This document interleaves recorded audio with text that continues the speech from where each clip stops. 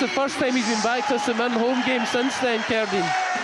I believe Goody Torferson, fellow legend, is here as well. David, thank you very much. Saturday night under the lights in Paisley, where the rain is teeming down after another day of drama in the Premiership. Hearts won to go 5 points clear at the top.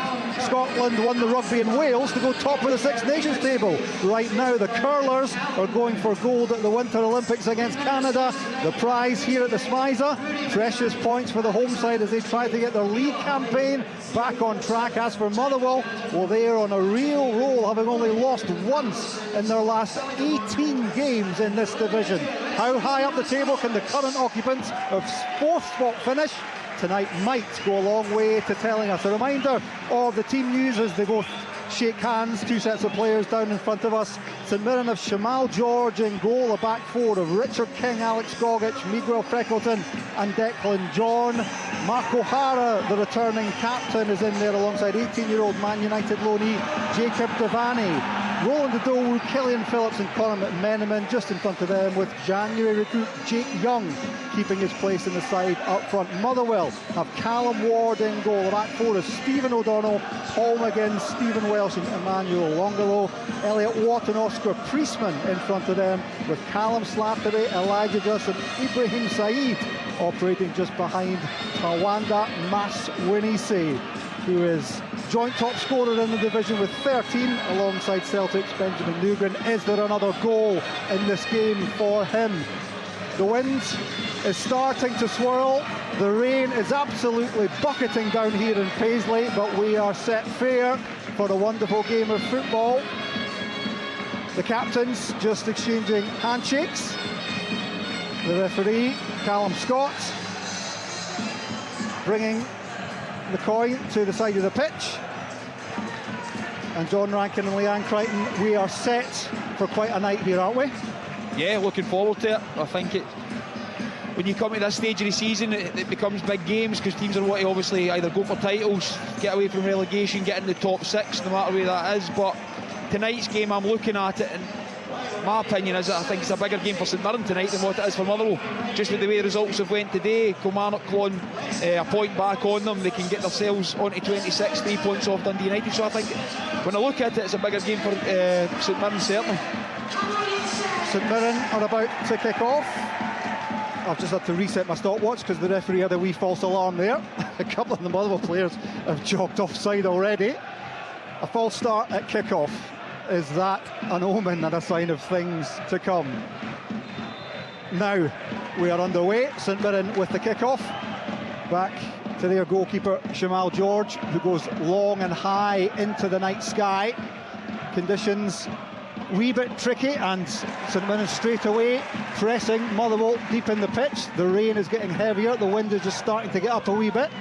The St Mirren Ultras away in the stands opposite us are jumping up and down. There's a good sized Motherwell support, as you would expect, given the season that they are having. The visitors will have a throw in deep inside their own half, left hand side.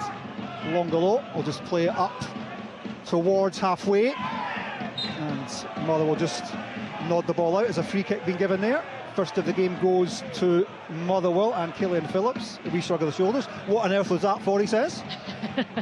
Just an early marker, isn't it? Not too much in it, Cerdine, but we've spoken about it just in the build-up to the game for St Mirren tonight. It's about being physical, it's about trying to get close to your opponent, stopping them from playing, stopping them from dominating the ball as much as they have done in numerous games. It'll be a little bit cagey, I would imagine, the opening couple of minutes for St Mirren, just as John touched on, a little bit under pressure. More about them tonight than it is Motherwell.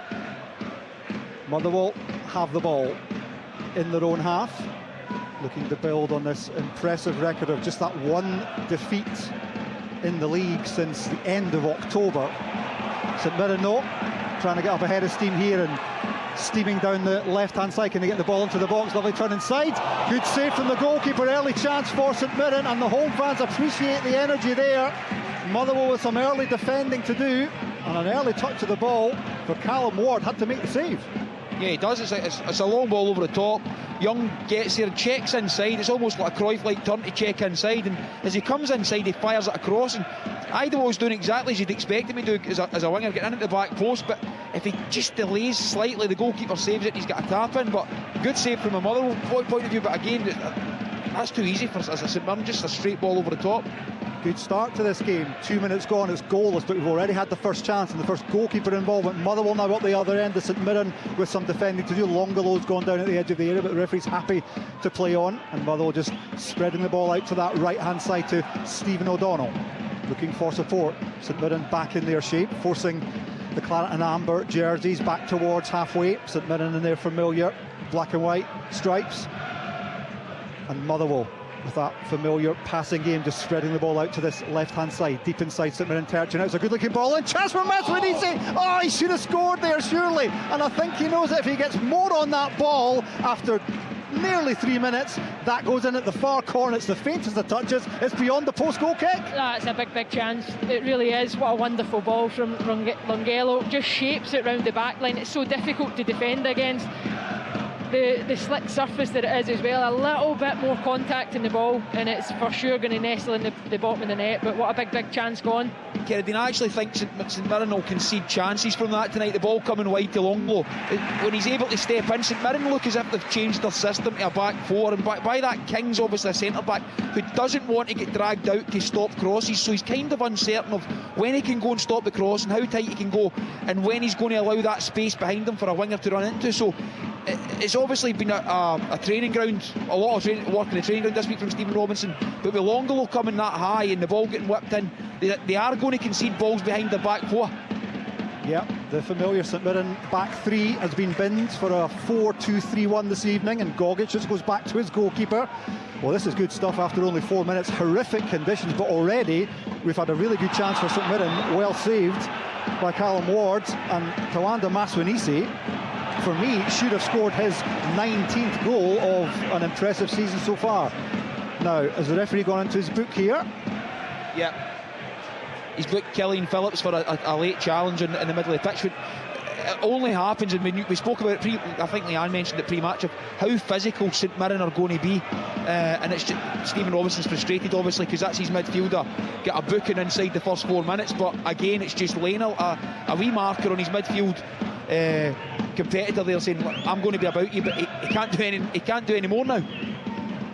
Well, maybe a wee bit extra adrenaline from Killian Phillips due to that extended contract that he's just been awarded. St Mirren have triggered that extension. No wonder, he's had an excellent season, but he's going to have to watch what he does now for the rest of the game, because a booking in the first 5 minutes is not the ideal start. It's feisty, it's competitive, and the football so far has been good. It's goalless here in Paisley. St Mirren 0, Motherwell 0, but 2 good chances carved out already, and we're enjoying this one in the first 5 minutes. Motherwell on the ball, just slowing things down at the back. Stephen Welsh on loan from Celtic scored that late equaliser against Rangers the other week. Just trying to marshal operations, but St Mirren have the ball back on halfway. That Motherwell press though is good, and it's forcing them to exchange passes, and they've given it away.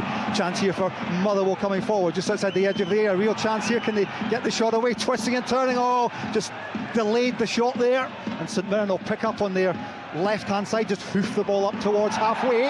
The home fans want a free kick that isn't coming. We play on, 5.5 minutes gone, 0-0 here, but the football is good, and Motherwell, as they tend to do, dominating the ball just now, trying to pick St Mirren's pocket.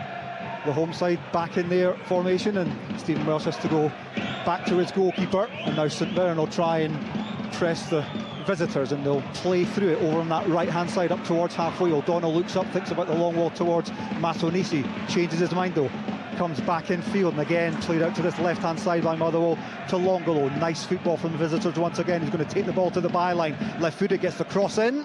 Alex Gogic is there for St Mirren, and Motherwell will have to try and build again from the halfway line. Welsh just exchanges passes there with Elliot Watt. He chips it forward, looking for the run there of Elijah Just. Can he get there?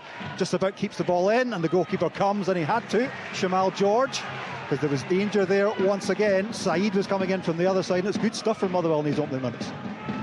And they're dominating the ball. A typical Motherwell performance, so aggressive. Credit to St Mirren, they're looking at times to try and play out of the press, which they're doing just now, but in so many occasions Motherwell win the ball back because they've got numbers all over the pitch. Stephen Welsh has just had to come and hack the ball into the stand just in front of us. 7 goalless minutes gone here at a soaking Smizer. The rain is tipping it down.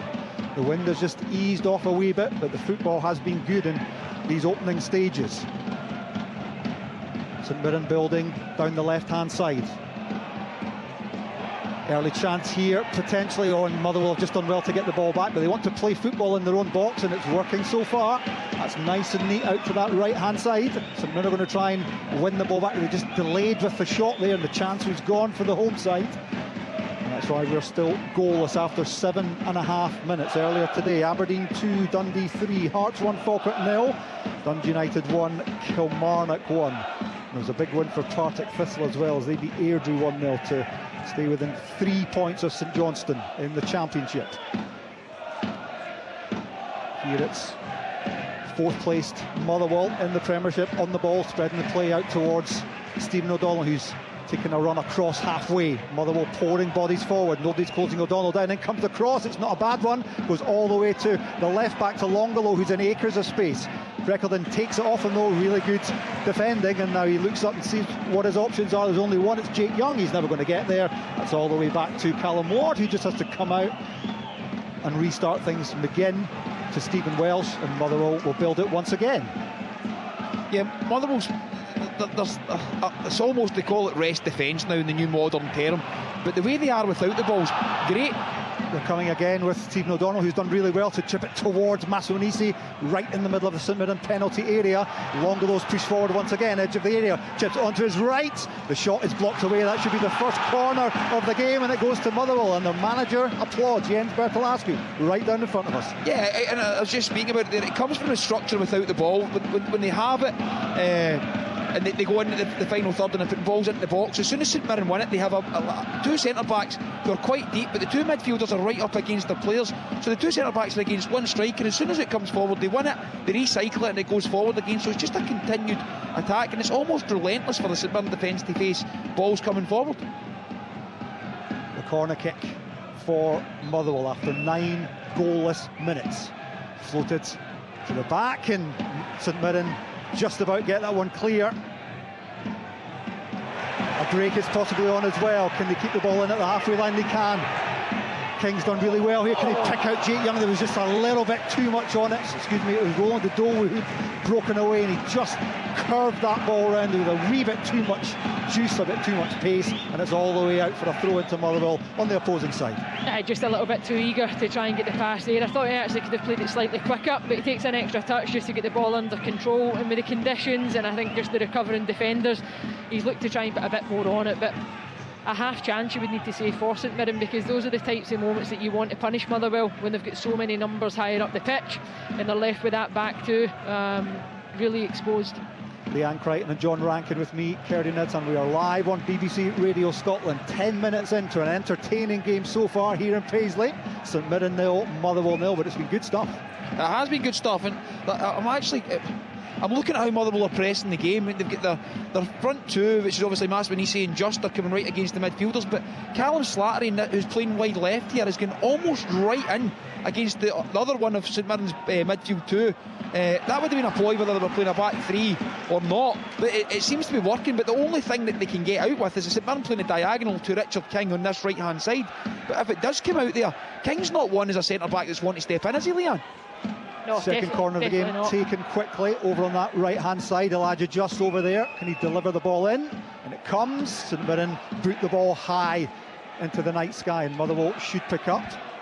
Priestman just heads it back towards the St Mirren area, and St Mirren could have a break on here. Now is Jake Young onside. We play on for the moment. He's peeled away to this right hand side. McMenamin on the ball, left footed curler, and it's too easy for the goalkeeper. Well, Conor McMenamin there, no flag came, he had support, he chose to go on the left foot. Easy for the goalkeeper, 0-0.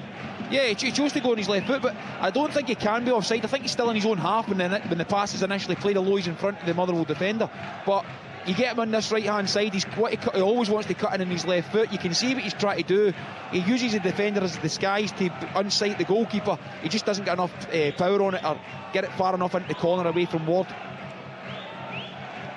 Nearly 12 goalless minutes played here in Paisley as Motherwell will try and come forward through Ibrahim Said over on that right hand side. It's a crowded midfield area at the moment, and that's why he goes back the way to his right back Stephen O'Donnell, who pings a lovely pass over to this left hand side to his opposite number Longolo on the left flank. He thinks about a 1-2, goes to the byline. Lovely football from Motherwell once again. Can they get the shot away? It's blocked. Another shot comes in from Maswanisi. Frantic defending. Another shot comes in. Another block. Just another block. Superb defending from St Mirren. They're getting a round of applause, but it's the away fans applauding the football. It's breathless here. 12 minutes played, 0-0. I don't know how we haven't had a goal. One is coming, I am certain of that. Motherwell looking the more likely at the moment. They play it towards Maswanisi. Lovely, cool defending there from Richard King. Plays it to Gogic, who just gets the ball clear for a wee breather, if nothing else, just to give his team a wee pause to regroup as Motherwell again with the ball just inside their own half. Elijah Justice, orange boots over there on that right-hand side, finds Said. He has options in the middle. Lead towards the edge of the area, spin and a turn, and Motherwell keep possession. Priestman assesses his options. Motherwell still coming forward, just outside the edge of the St Mirren penalty, and a shot comes in! Goal! Motherwell! Well, it was coming, wasn't it? Absolutely superb. I think it's Elijah Just, a flash of the right boot into the bottom right-hand corner. 13 minutes gone, St Mirren 0, Motherwell 1. Yeah, exactly as you'd think of a Motherwell side. They get down the left-hand side, ball gets played into the box, crossed, they clear it, comes back out again, it goes down the right-hand side, cross, cleared. But it's relentless, they keep the ball alive, they make one or two passes, it comes to the edge of the box. St Mirren have got bodies round about it, but they manage to shift it to the right-hand side. Gus just takes it out his feet and fires it with his right foot, his weaker foot, across the goalie into the far corner. It's a great finish, but it's been coming. St Mirren have had block after block after block, but you've just been able to see Motherwell have continued to probe and pass, and they knew it was going to come, and it's a great finish. Sixth goal of the season for Elijah Just. What a find he's been for the football club. That's Jens Bertalascu with his Danish connections. He signed him for AC Horsens and he's brought him to Motherwell, and he has lit up Scottish football this season. And Motherwell into a deserved 1-goal lead. What does St Mirren have in response? Plenty of time left. We've just played the 14 minutes. The problem is Motherwell do not concede many goals, and when they're ahead they're a difficult side to pull back, and they're on the ball once again. There's a foul there. I wonder why the referee didn't play the advantage. Motherwell had it, but he pulls it back in any case. When they're ahead, they're a difficult side to pull back, Leanne, because they want the ball. They're actually comfortable in possession of the football. So when they're getting one up, they become more confident. They've got extra energy. They almost feel the oxygen that they've got in spare, because they're feeling, as I said, more confident. They've got momentum behind them. They're prepared to pass the ball. Everybody knows where their runs are. You can see somebody dropping short. Elijah Just drops short, and as soon as he drops short, Priestman and Slattery go high. So they all know their positions and they all know their jobs, but when you get one up, I can only see St Mirren being forced now to come out, which is going to leave more space in the wider areas, which I felt before the game started, with St Mirren being a back three, that's where they might get at them, but St Mirren being a back four, and that's where they're still getting at them. Yeah, and the chances that Motherwell have had, they've actually delivered a little bit earlier from a wide area, and then the goal comes from, you know, a number of shots from the edge of the box. Eventually they get the breakthrough, but it's not like Motherwell are looking to try and hit the space every time in behind and really get in the box. I watched them in the warm-up and I thought, I'll let this play out first, KD, actually, just in case it comes to anything. Well, Motherwell, you will not be surprised to hear, are hogging this football. They are really up for this match. They lead by a goal to 0 after 16 minutes. They want more. Longolo down this left-hand side. St Mirren have everybody back. Longolo wants to go to the byline, cuts back inside instead onto his right foot, thinks about the cross, pauses. Priestman goes back. And Motherwell all the way back towards the halfway line to restart over on his left-hand side now with Longolo. St Mirren can't get the ball off them. Right now, KD, this looks like you're watching a training session. It looks like where you would set one team up as a defensive team and you would constantly keep feeding the ball to the attacking side. Motherwell are absolutely relentless with the ball. They've got loads of space on the right-hand side as well. The right-back, Stephen O'Donnell's got acres of room, plays it in towards the penalty spot where the 1-2 with Said goes back outside the area. Slattery's there for Motherwell. Still they can get the delivery into the back post where two men are waiting. Oh, it just went the wrong side of the crossbar, and St Mirren breathe a huge sigh of relief. Their manager manager Stephen Robinson knows that his side's in trouble here. John Rankin, what can he do about it? Yeah, well, listen, the personnel he's got in the pitch, I actually thought he was playing a back three, so he can flip the system if he needs to. But what Leanne's saying is Motherwell look as if it's a training game where they've got lots of the ball and they're trying to break down the defence. Usually you've got an extra man at that point, but they actually haven't. It's 11v11. But what Motherwell are doing, and we're talking about being brave before the game and being brave in the ball, McGinn's 1v1 at the back. It's 1v1 at the back. They've obviously always got the opportunity to counter.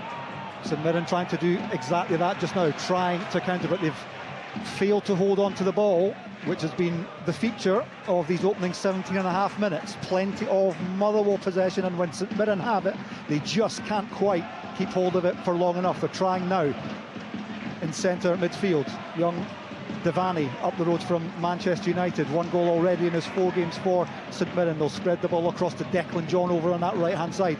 Better from St Mirren. They're just a wee bit more composed in these last couple of minutes or so. Motherwell disciplined, all back in their shape, in their formation, making it difficult for St Mirren to make headway. They're having to come back towards halfway, and Alex Gogic in his own half, and that's nicely played by Motherwell, who forced St Mirren back. Gogic has had to go long towards Phillips, takes it nicely on the chest.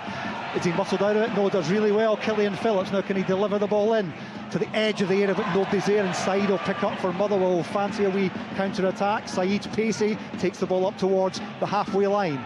St Mirren 0, Motherwell 1, 18.5 minutes played here in Paisley. So sometimes as a coach and a manager, Leanne, you'll know yourself, you make a decision early in the week and it's like, I'm going to change because we feel this is the best personnel or the best way to go and play against a Motherwell side who dominate the ball. And when you do that, it's great, but these St Mirren players have been well coached in their 3-5-2 for so long. It's almost as if they forgot how to play a different system and how they're going to go and play. So they need to grow into it, but they haven't had time to grow into it because Motherwell have just been so relentless in possession of the ball. Therefore, you're going to give up gaps, you're going to give up chances. The goal scorer now is coming forward towards the edge of the St Mirren penalty area. He wanted a wee 1-2 there, but for once it breaks down for Motherwell. And it's not often that Callum Slattery gives the ball away. He was literally hopping mad that he did. St Mirren building from the back once again. Gogic, he has to turn back inside because St Mirren do not have the options on the ball that Motherwell do. Deep inside their own half, up towards halfway. The Motherwell press is on, and has the ball gone out for a throw in there? It has. The referee wants it taken from the correct spot.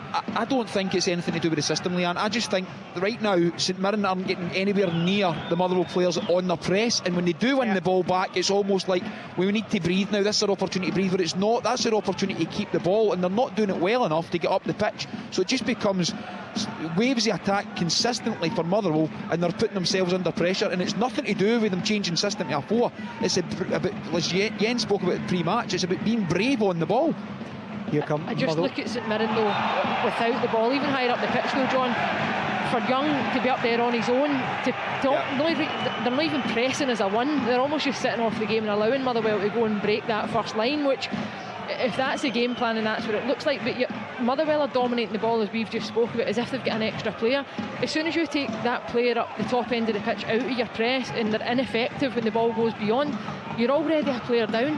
And Motherwell are so good at exploiting those spaces. So I'm looking at the shape, and I don't know where Stephen Robinson, I'm seeing him out there speaking to Brian Kerr now as well, whether they'll look at that and look to try and tweak something or change something just to try and get a hold of the ball or get a little bit closer to Motherwell.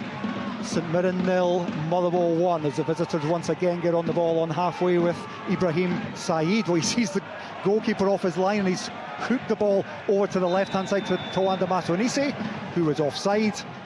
21 breathless minutes gone here in Paisley with the visitors a goal to the good. If you're a fan of the curling and the gold medal match at the Olympics, Great Britain are 5-4 up on Canada in the 7th end, so it's getting very exciting over there. If you're a rugby fan, Scotland are top of the Six Nations table after they narrowly beat Wales in Cardiff, and here Motherwell in the big Saturday night match live on BBC Radio Scotland. They're playing some lovely football. They've scored a really good goal and they lead by a goal to 0. And the bad news for St Mirren is that Motherwell in their last 14 games have kept 11 clean sheets and conceded just 3 goals St Mirren no have a chance here on the right hand side. Can they deliver the ball in? Oh, it's hooked over the bar. It's a corner, must have come off the defender. Not the greatest ball across, but maybe St Mirren can have some joy from the set piece. I don't think that comes off a defender. I think Stephen O'Donnell knows what he's doing there. I think he clears it. He does great to get there first, because he gambles. He's obviously playing right back and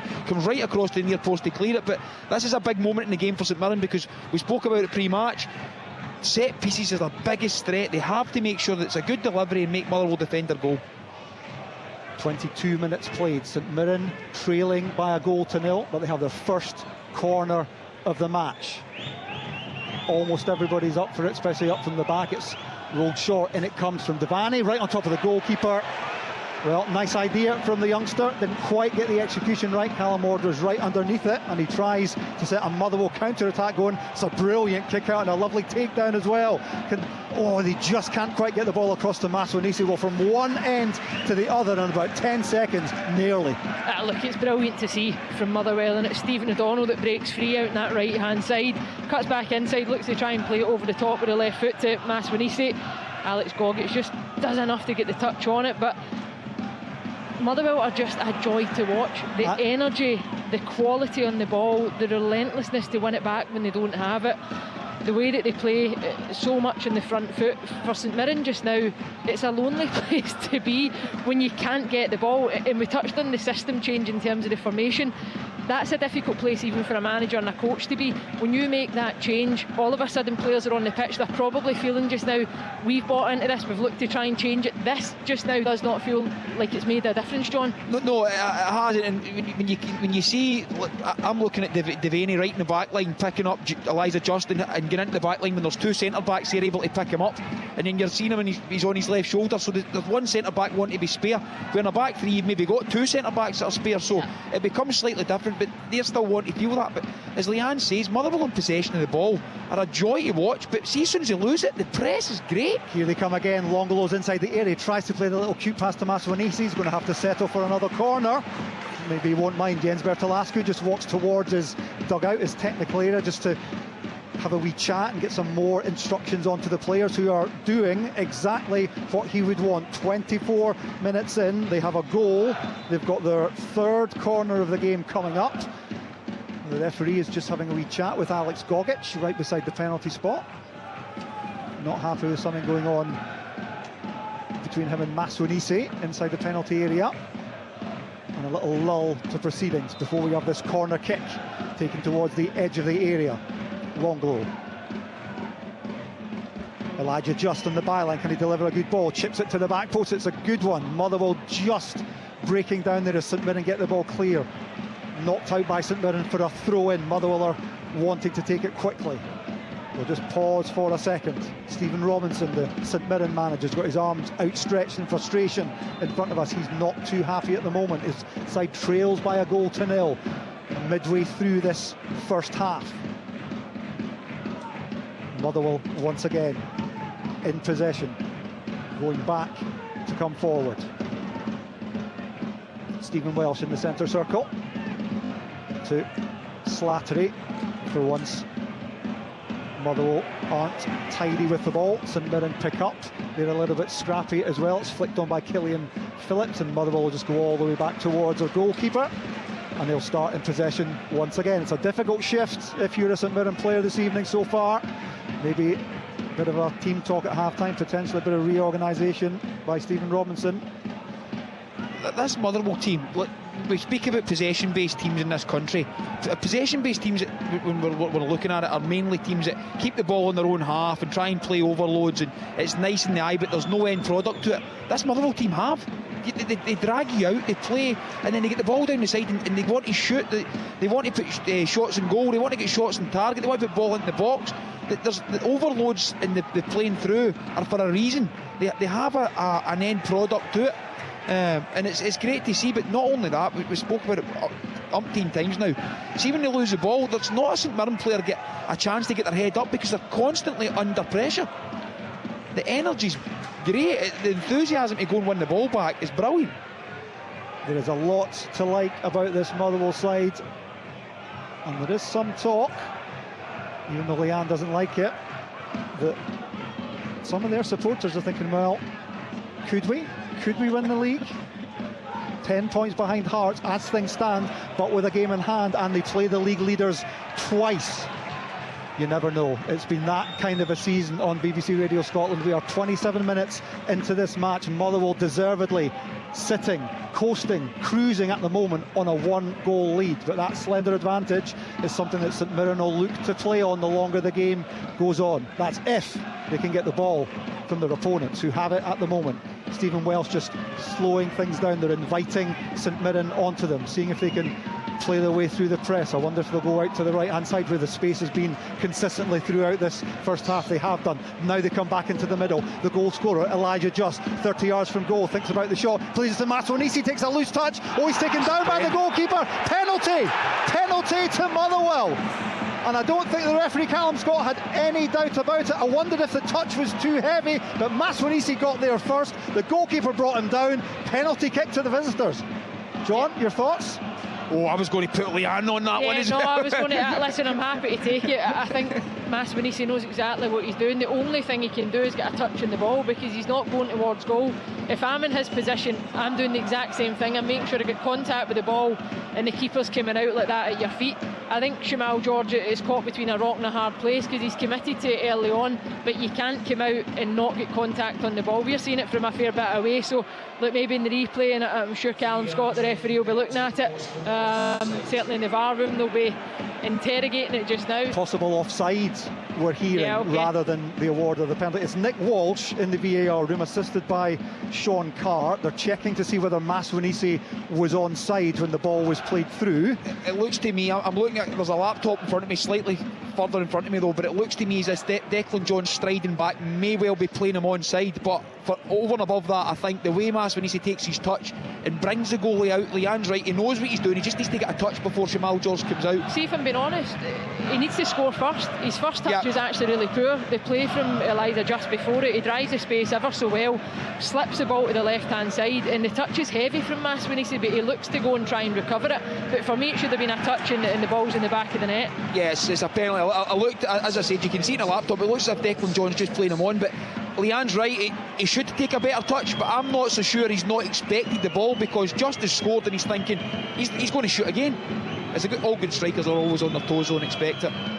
Tawanda Maswanisi, having won the penalty for Motherwell, will take it.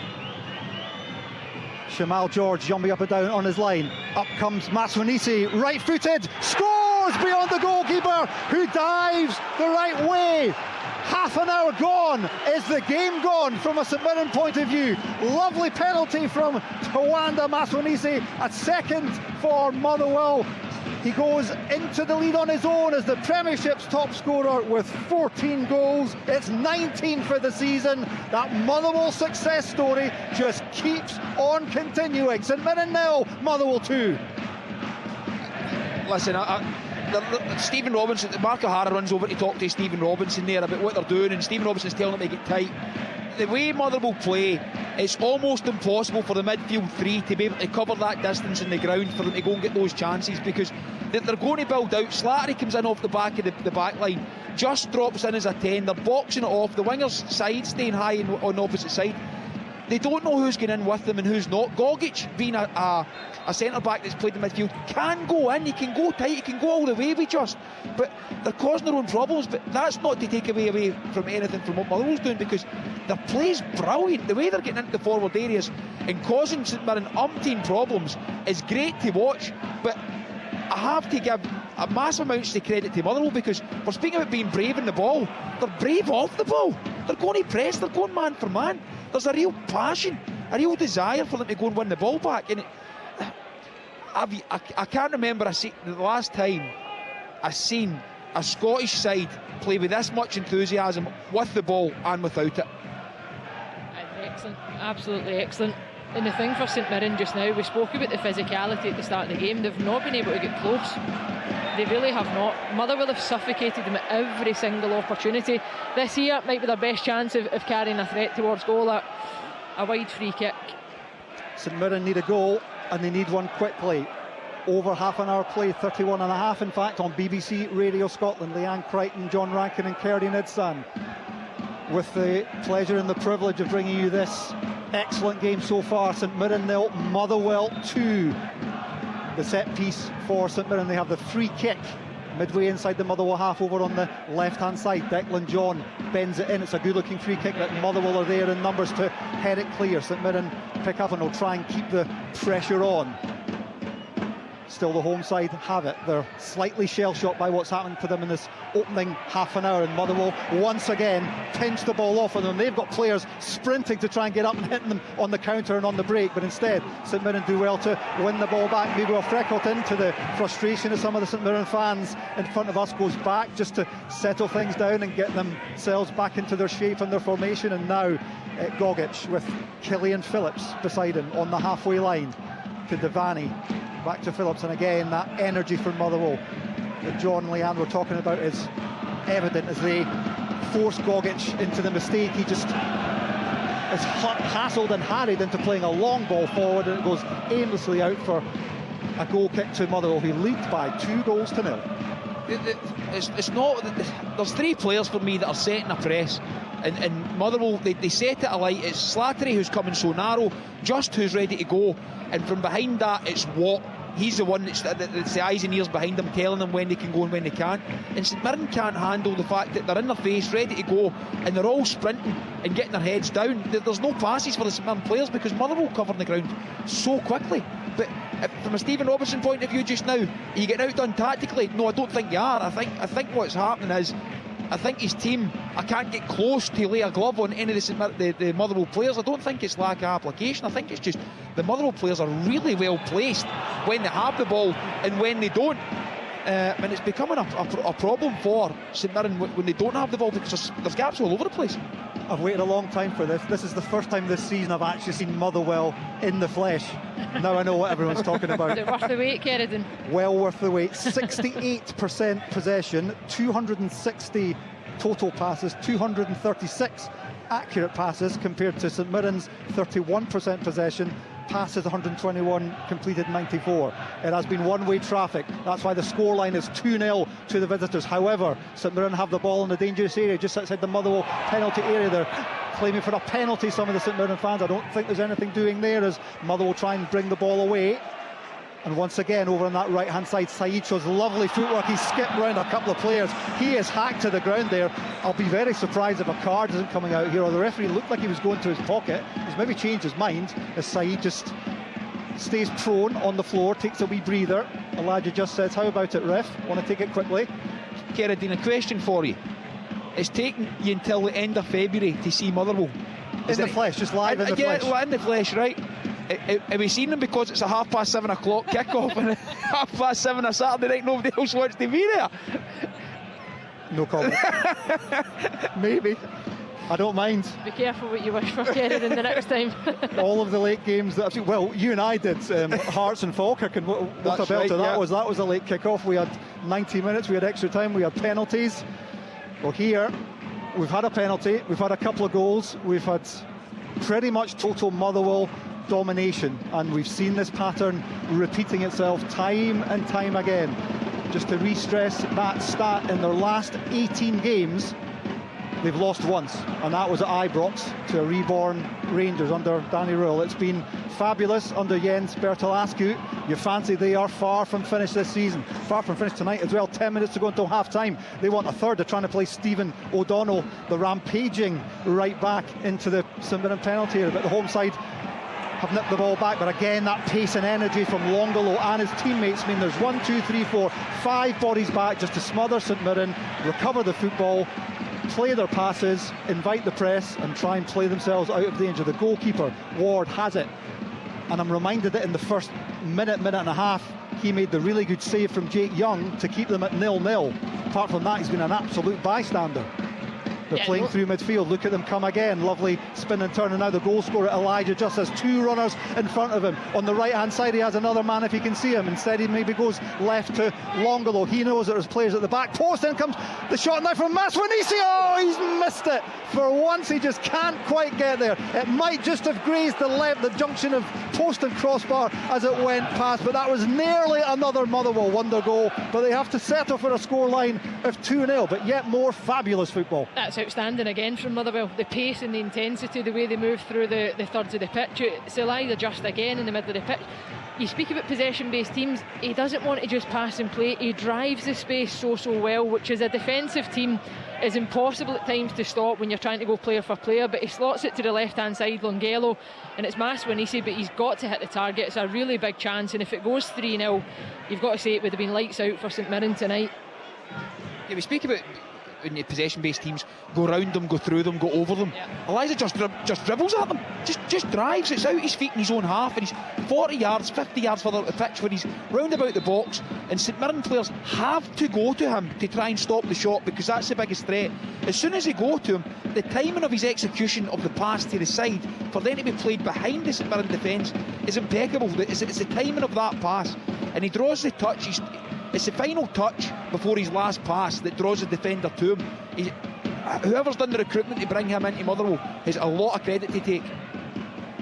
I tell you what, if the football's this good at 7:30 on a Saturday night, I'll take it every weekend. You like Motherwell again coming forward. They're going to get a free kick right on the edge of the area. Some of the home fans aren't happy. They want to take it quickly. Oh, a red card coming out. Well, goodness me. Is that for Alex Gogic? I think it might be, Sheridan. Now, was that for a stamp as well? I must confess, I just looked down at the wrong moment there. I did not see a red card coming until the referee, Callum Scott, took it out of his top pocket. The foul happens initially, Sheridan, and it's Slattery, and I don't know if it is Gogic. The red card's shown to Gogic. Slattery certainly reacts on the ground. That's what caught my eye right away. Almost like there had been a kick out or a little bit of contact after the game had stopped. But the fans around us would tell you that they're pretty shocked. Hopefully we can get a better look at it. Yeah, a stamp on the ankle we're hearing. I wondered if it was for a stamp, because it was Gogic looking extremely apologetic. VAR will check it, of course, but this is going from bad to worse from St Mirren, as if a 2-0 deficit to this rampaging Motherwell side wasn't bad enough. They're about to play most of, well, certainly all of the second half in the last 7 minutes of the first. I'm going to say from the replay that I've just seen, Sheridan, that's not a red card. Well, I'll tell you what though, Leanne, I don't think that Callum Scott can get a better view. He's within inches of it. For me, I think when you look at the point of contact, it's on his foot, which is probably why Gogic is fairly reluctant to leave the pitch just now. He'll know that VAR will be looking at it, but no, there's nothing sinister there for me. I'd be astonished if this is not overturned. I'm sure DC will have a disagreement at half time, because I've been defending red cards recently, but for me again, I don't see a red there. No. Gogic is coming inside with him. He's having to get into stride. Slattery just gets there slightly quicker than Gogic, but I don't think he's making an attempt to play the ball. I just think he's making an attempt to continue his run. It would have to be serious foul play for this red to be confirmed, and that's what Nick Walsh is having a look at in VAR. Is it serious foul play, or could it be downgraded to maybe a yellow? For me, it's a yellow, from what I'm seeing in the pictures. And the referee is being invited to come and look at the monitor. This could be good news for the home fans. He may well be minded to reverse his decision and downgrade the card. He's getting some ironic applause from the St Mirren fans all around us. They have not enjoyed their evening at all in these opening 40 minutes. Remember, the scoreline will not please them at all. St Mirren 0, Motherwell 2. They don't want to be down to 11 men, and they don't want to lose such an important player for their team as Alex Gogic. Now the referee is staring down at the monitor right in front of us, hands on hips, having a look, thinking, right, am I going to downgrade this to a yellow, or do I stand by my original decision? Is it serious foul play, or did I get the red card out too quickly? Here he comes, he jogs back onto the pitch, he's across halfway. Alex Gogic waits nervously with his hands on his hips. The referee is waving him over. After reviewing the monitor, he makes the sign of the TV. He's going to downgrade it to a yellow. You know, that is great refereeing, because how many times do we see a referee come and they've gave a red card and they don't want to back down on it? I think that is the right decision. He came over, he realises he's made a mistake, he was within inches of it at the time. He's seen it through his own eyes. When he's got a chance to see it slowed down, that's a really good bit of refereeing there for me. However, I don't know if he would have been refereeing another game if he had overturned that. That would have honestly been up there with one of the worst red cards you would have seen since the introduction of VAR as well. A great intervention, and great, as John says, he has made the right decision now. Trouble isn't over necessarily from the St Mirren, but well, it is now actually, because St Mirren Motherwell have made a real mess of that free kick. It was just on the edge of the area, but Motherwell couldn't make anything of it, and St Mirren breathe again for a wee minute. We are 3 minutes from the half-time whistle. It's 2-0 to Motherwell. It's the visitors on the ball, and St Mirren are breathing a huge sigh of relief that they're still at their full complement of 11. That's a big moment in the game. If Gogic goes off there at 2-0, game's gone.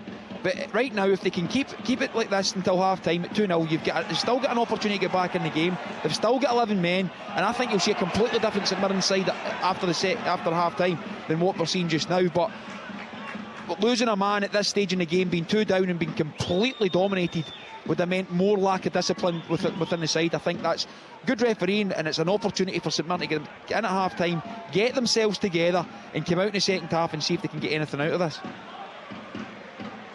Motherwell, you will not be surprised to learn, are on the ball. 2.5 minutes to go until half-time. Lovely pass out to that right-hand side to Stephen O'Donnell. Feathers a touch back, and Motherwell once again try and motor through midfield. Then they come to the centre circle. The one-touch football is lovely to watch, and they're weaving patterns through the St Mirren rear garden. For once, Elijah just can't quite pick out the pass. It was towards Ibrahim Said, but once again, absolutely lovely to watch. For once, though, it breaks down, and St Mirren have it back with their goalkeeper. Shamal George, right-footed, chips it out towards King, who doesn't take a brilliant touch. It bounces in front of Gogic, takes it on his chest, and all of a sudden St Mirren are under pressure. Motherwell pressing them into a potential mistake, but they've just about kept it in. McMenamin to Richard King. Not sure he wants it in that tight of a space, but he gets it to Phillips, and he chips it up towards the edge of the area and asks Jake Young to get onto it, and Motherwell go back to their goalkeeper. Ward, right-footed, high, gives away the throw-in. 90 seconds of the half left. St Mirren trailing by 2-0 live on BBC Radio Scotland. Leanne Crichton, John Rankin and me, Kerdine Idsan. Can St Mirren get themselves a goal back? Are they happy enough to get in at just 2 at half-time? And Stephen Robinson has a big half-time team talk. We shall see. Up towards Phillips, nicely taken on the chest inside the area, tries to play the ball across. He did have a runner at the far post, couldn't quite get it in there, and Motherwell will pick up, and with their usual energy and sprightly play already, they've chipped the ball up for Ibrahim Said to give it a chase down that right-hand side, and he nearly gets there. Freckleton does well to get the ball back to his goalkeeper as we inch into the last minute of the half. St Mirren trailing by 2-0. Elijah Just with a lovely shot into the bottom corner, right-footed, and then Tawanda Maswanisi won and converted the penalty. St Mirren struggling to find a foothold in this match. 30 seconds of the regulation 45 left. We'll have a few minutes added on, I suspect, because of the couple of VAR checks. We had a VAR check for the penalty that was awarded to Motherwell that Maswanisi got the second from, and obviously a couple of minutes ago we had that red card for Gogic, downgraded to yellow after a fairly lengthy VAR check. The 45 minutes have near enough come and gone. Motherwell, as they have had for most of the half, have the football. Again, weaving nice patterns through midfield. Just ask the referee to get out of the way. 3 minutes of time added on, start right now. And Stephen O'Donnell over on the right-hand side for Motherwell brings it back towards halfway. The Motherwell keeper, Callum Ward, comes way out of his area and gives it to Stephen Welsh.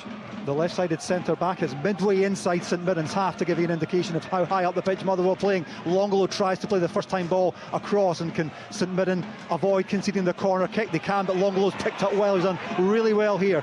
Another step over, gets to the byline. Can he deliver the ball in? Good defending from St Mirren. I think they're going to win a goal kick there because it came off Longolo last. I think that's what the referee's awarding. Goal kick to St Mirren as we've played 45 minutes and 30 seconds, 2.5 left till the half-time whistle.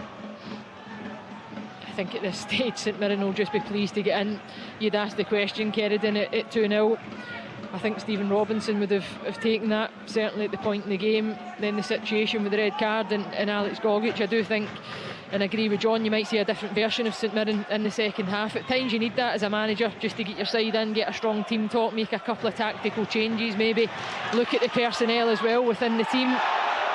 St Mirren want a free kick and it's not coming, and the home fans don't like it at all as Motherwell pick up in the midfield and again look to build their way through St Mirren in midfield. Motherwell just relaxing slightly, but once again go down the right hand side. Is there a third for them before we get to half time? Relentless is the word that Leanne Crichton used, and it's absolutely spot on for this Motherwell team as wave upon wave of claret and amber attack has besieged St Mirren.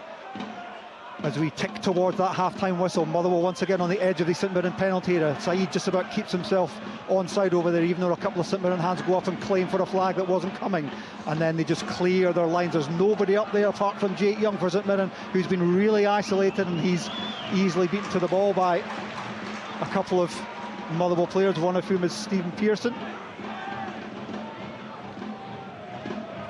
Stephen Pearson. I was thinking that's a bygone era. Stephen Welsh, indeed.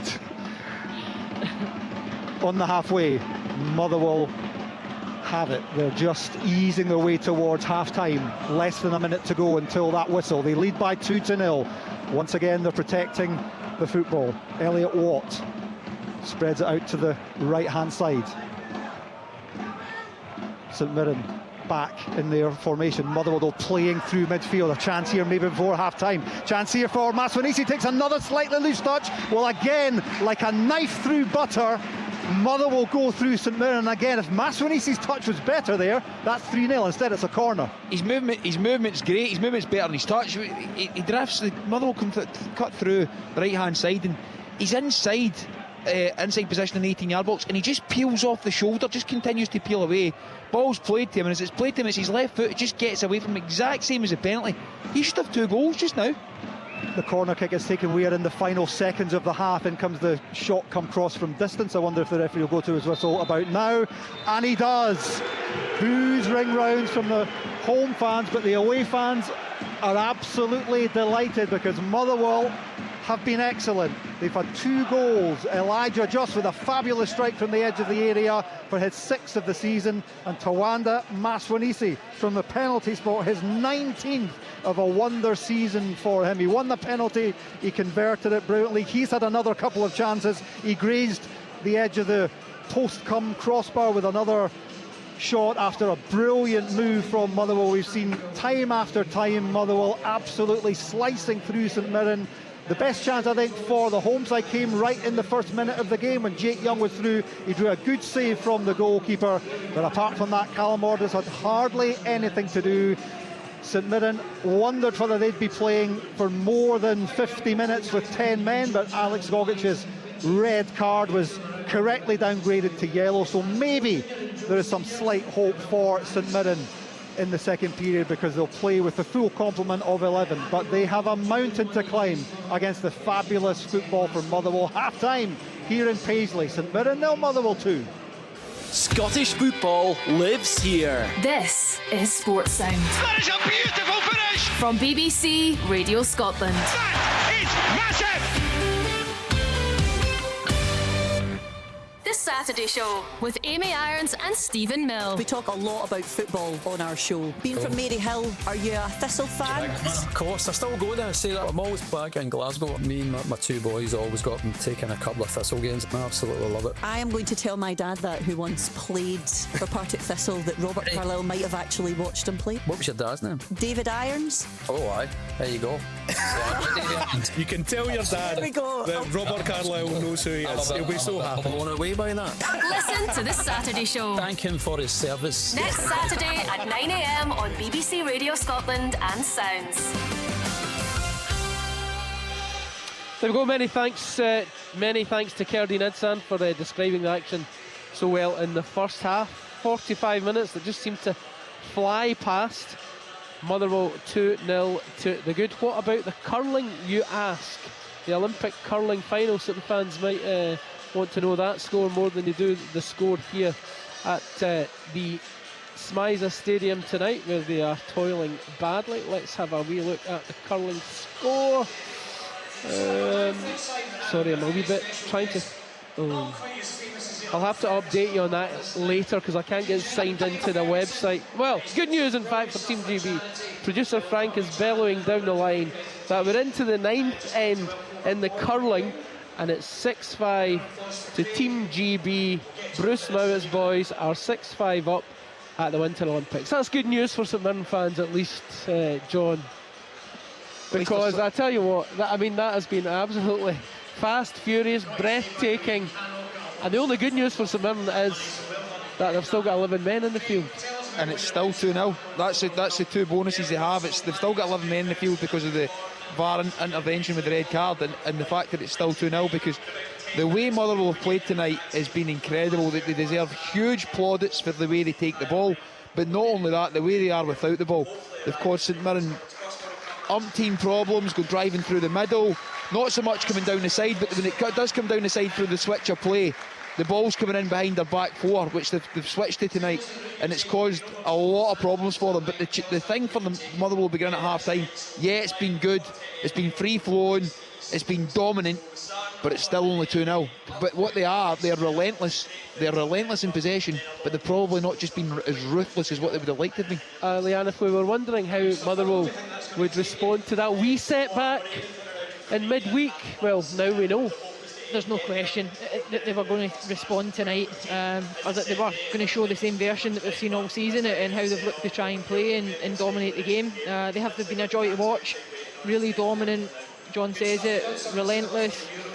And it is just the fact they've passed up so many opportunities, I would need to say. I think when you're a side that goes in at 2-0 at half time, of course you're pleased, but it's also a tricky scoreline, because you know then that next goal, and it does give St Mirren the opportunity to dust themselves down at half time, look to try and find a plan B in a different level and try and get themselves back in the game. But the reality is Motherwell should have been well and truly out of sight. It could be 3-4-0 just now when you look at the two chances that Naswanisi has passed up for me. The one that comes to him outside, just inside the area, he takes it on with his right foot and whizzes it by the post. He's aiming for the top corner, he's trying to be too cute with it, and then the second chance that falls to him on that left side, which I think resulted in a corner.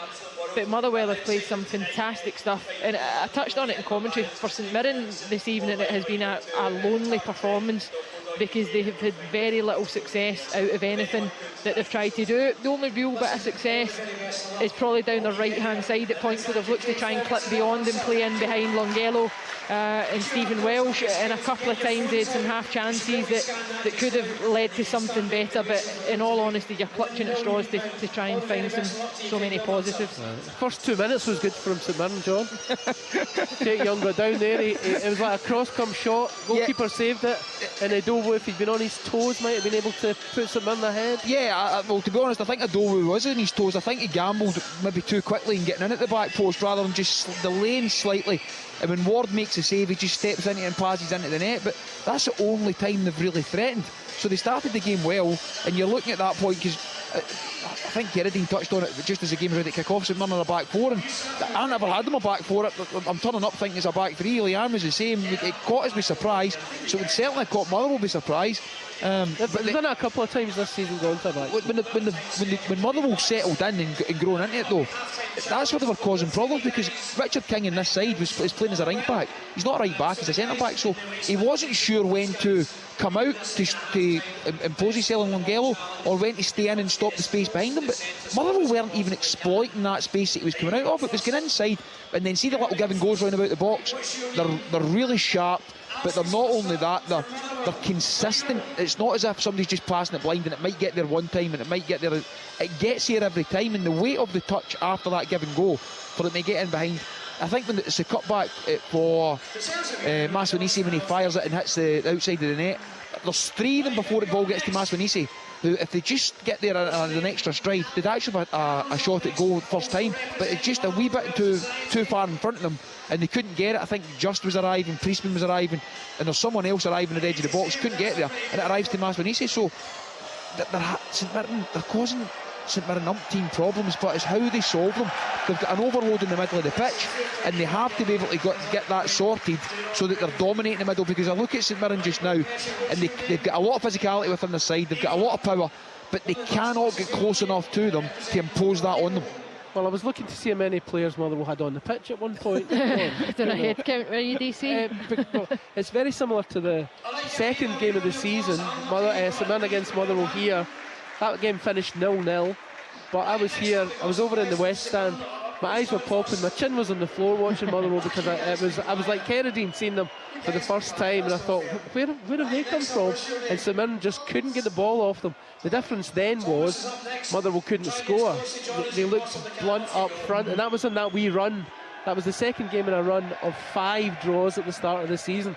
They seem to have sorted that problem out. Now they've got the highest scorer in the Premiership. They seem to be creating even more chances, and they almost seem to me tonight to be unstoppable.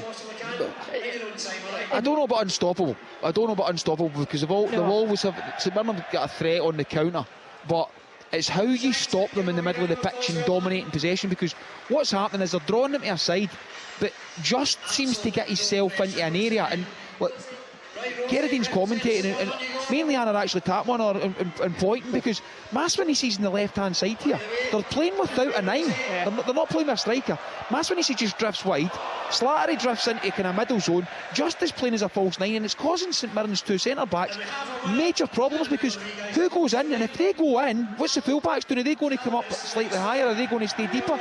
And then the holes appear for the runners. But the fullbacks can't help, because the fullbacks in Motherwell are pinning the St Mirren fullbacks. Normally what you would get if that happens and you pin a back 4 is normally that your 2 wide players are high and wide, and you would have one more player centrally that would jump onto the second centre back and pin.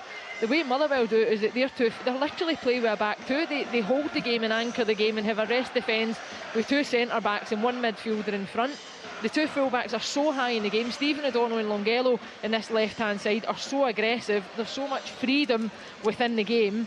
But what it looks to me like has happened tonight, St Mirren have tried to play Motherwell at their own game. It actually feels at times uncomfortable watching St Mirren trying to play out. Yep. And I know at times Stephen Robinson over the years has been frustrated by St Mirren being described as a team that are direct and they're physical, always underplaying the fact they were a good footballing side. But I actually don't think you can be as good as Motherwell are as a footballing side this season for most teams that have come up against them. They've outplayed Celtic, they've outplayed Rangers, they've outplayed Hearts, they've dominated games. This is not just a criticism of St Mirren. So I feel there needs to be a plan B, there needs to be a change tonight, and I'm looking at players that were warming up, the likes of Mandaron as well. I think you need more physicality to go up against Paul McGinn and Stephen Welsh as 2 centre-backs, who by the way are having fantastic seasons, but I don't know if they're that flawless when they're under pressure. But actually tonight St Mirren have put the Motherwell backline under no pressure at all. I actually thought in the way of the game that Motherwell may have flipped tonight and tried to be more physical to cope with St Mirren's physicality, because they lost 4-1 in the cup. I'm thinking, like, he's lost the last time, how's he going to adapt? But when he spoke pre-match, he's speaking about we need to be better on the ball, we need to have more control. I'm thinking he's not flipping, he's going to do exactly what they have done. But as Leanne says, it looks as if St Mirren have tried to flip to accommodate them, whereas they just need to get more physicality in the pitch and get in about their ribs, get on their toes, make sure they're physical, make sure they know they're in a battle. They're on a couple of yellow cards already, Phillips and Gogic. I know they're on yellow cards. Phillips was in the first 2 minutes of the game for a late challenge, but over and above that, I don't think they've laid a glove on them. No, they've not been able to get close enough to them. But that's why I do think there needs to be a system change. I don't think you can really change the personnel within that and make a huge difference. I think if you go to a back 3, you have one more centre back that can step into the game at points and give you that overload. I think then your wing backs have got a better opportunity and chance to go and pin the 2 Motherwell full backs and be more aggressive. I think you can still go player for player centrally, and I think being able to go at points 2 for 2 up against, as I mentioned, McGinn and Welsh at points would actually give St Mirren an outball. We're speaking about at the start of the game set pieces, whether that's corners, free kicks. That really is their best route back into the game just now if they're going to look to try and. But even in the one chance I think they had, maybe one corner and one wide free kick, it came in not very much. Well, I was thinking, John, Marcus Fraser on the bench. Normally when St Mirren play a back 4, he plays it right back. Yep. So I'm surprised he's not been on it.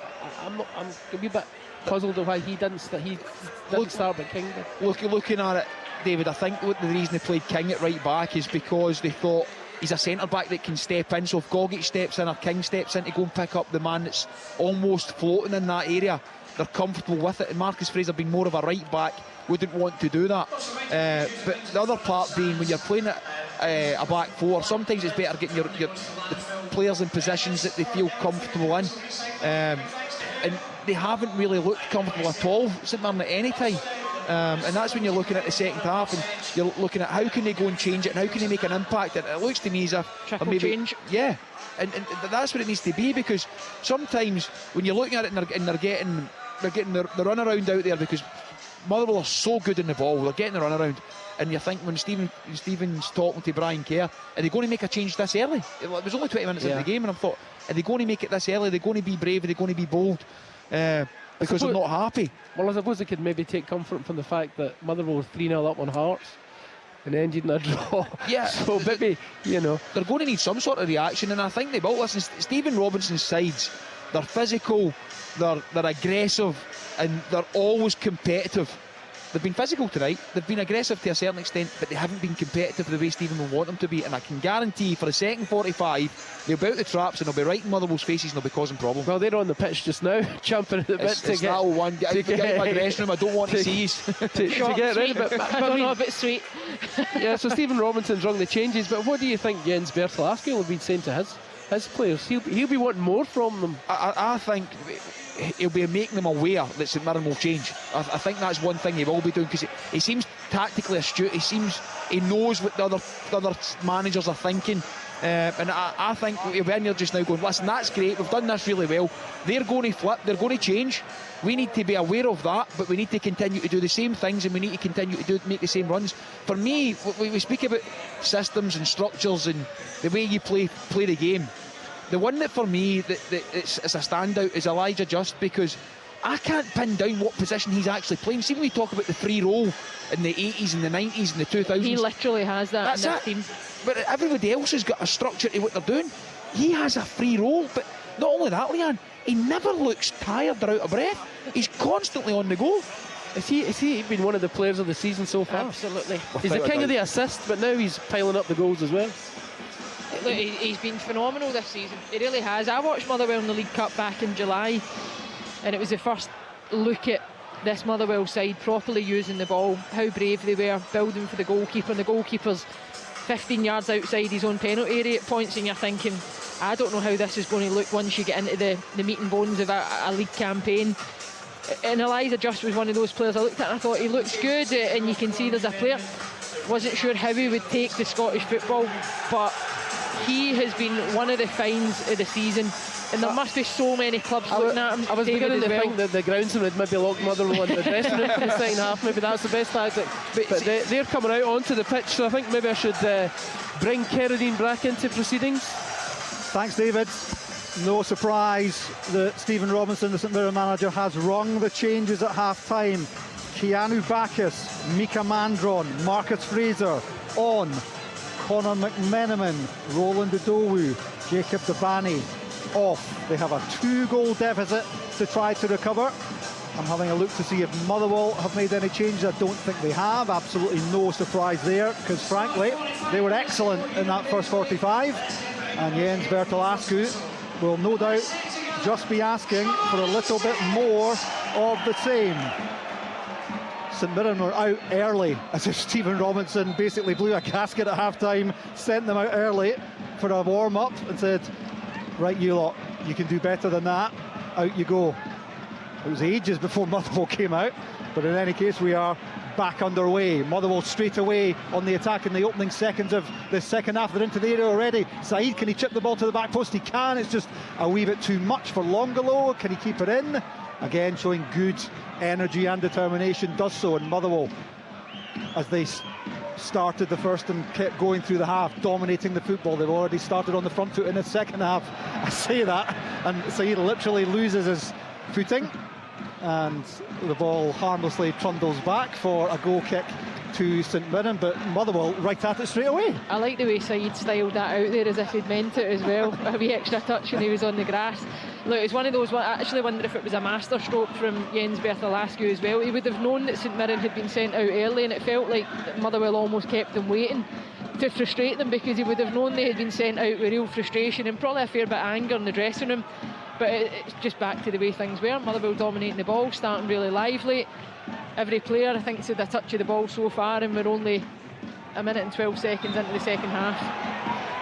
Motherwell are going to have a free kick as the rain just gets a wee bit heavier here in Paisley, and that will dampen the mood of the home fans even further, whose side trails by 2-0. And Elijah Just, Motherwell's first goal scorer, scampers across halfway. Gogic tries to dispossess him and can't, and Priestman into Slattery to Maswanisi as Motherwell make their way through the third. Maswanisi protecting the ball well from a couple of St Mirren players, comes across to this right hand side, and Stephen O'Donnell towards the edge of the area, right footed, delivers a nice looking ball, and St Mirren have to defend that, and it's hacked high into the air. They're going to avoid the concession of a corner kick, but it's going to be a throw in near the corner flag on this right hand side, with the rejuvenated Stephen O'Donnell itching to take it towards the edge of the area to Slattery's footwork, taking him away from a couple of St Mirren players. Motherwell playing nice football on the edge of their opponent's penalty area. Said has 3 players around him, still finds the ball there to Elijah Just, and St Mirren clear but unconvincingly towards the corner flag. Motherwell still playing lovely football. In comes Priestman, tries to drive it across. Does so now. Gogic hacks it away. St Mirren under severe pressure here. Motherwell clearly sensing that, well, 2 goals isn't enough. They want a third early in the half to try and kill St Mirren off completely. The ball's gone out of play, and St Mirren will have a wee bit of a breather with a throw in, but it's deep inside their own half. It looks to me as if we're asking what Stephen Robertson's saying at half time. It looks to me as if Jens has been at half time and said, I'm not happy, we're only 2-0 up, yous are a disgrace in this first half, get out my side. That's what they've come out with even more energy than what they had. The bit between their teeth, as if they want to kill the game now, they get the third goal and that's it, done with. But he's signalling on to his players now, they've changed to a 5, so he's obviously sussed that out, and again he'll have something up his sleeve. The thing for me, Carradine, is nobody so far has sussed out how Motherwell play, because they change something different every week about how he plays, or somebody playing a different area. That fluidity is in evidence right now as Elijah Just has 2 bodies outside him. Oh, they just can't quite get it away, but the shot comes in. Oh, it's gone beyond the goalkeeper. It's a third for Motherwell. The shot came in, I think it was Said possibly, it came off a leg, it bamboozled the goalkeeper. In any case, it's in the back of the net. We've not played 49 minutes. Motherwell have a 3-goal lead at St Mirren, and all the players are celebrating with their fans. It's one that Shamal George is not going to want to see again. I actually thought he was a little bit timid a few minutes ago. Kerridon, where he should have come and commanded his box a little bit better. Motherwell keep the ball, they keep moving it, they enforce the pressure again, they attack in numbers, but the quality of the shot from Said, it's pretty tame, if I'm being honest. It comes up off the grass, and yes, it's back across the goalkeeper, but as I say, it's not one the goalkeeper will want to look back in. You see the frustration of Stephen Robinson, because it's 4.5 minutes into the second half, where he sat for probably the best part of 10 minutes and tried to drill his team in what has to be better and how you improve, and the changes coming out in the game. The game's gone. When you look at that, like 11 and a half time, tactically sorted them out, told him what he wants them to do, and then you come out the second half, and as Leanne says, I'm not even calling that a shot.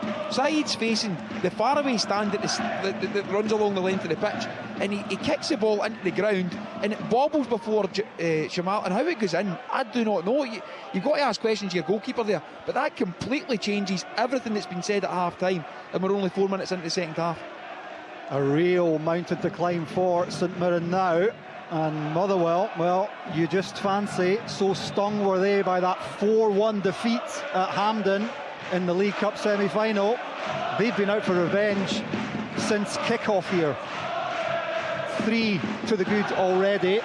They will want 4, they will want 5 maybe. Their fans are celebrating behind a disconsolate figure of Shamal George in all red, the St Mirren goalie. He's miles outside his area, his hands on his hips. His body language there maybe suggests that he could have done better to get to that shot. It took some kind of a massive deflection. That's what bamboozled me here doing the commentary. But Said claims the goal. It's 3-0 to Motherwell, and St Mirren trying to do something about that right now. It's untidy in the Motherwell area, but the header is safely into the hands of the Motherwell goalkeeper, who has barely had to dirty his shirt on this foul night here in Paisley. Rain, wind, but Callum Ward pretty much pristine, his jersey, because he's only had the one save to make. That was in pretty much the first minute of the match, as one of the Motherwell players is down in his own half, needing some attention.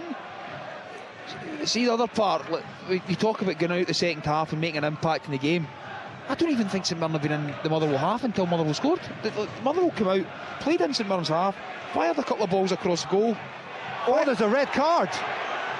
Now, Richard King has been shown a red card by referee Callum Scott. One of the Motherwell players was down. Slattery clutching his leg. There was no award of a card until about a minute later the referee went over, showed a red card to Richard King, and this night is just getting worse and worse for St Mirren. If this red card is upheld, they're 3 goals down, there'll be a man down, and we've only played 52 minutes.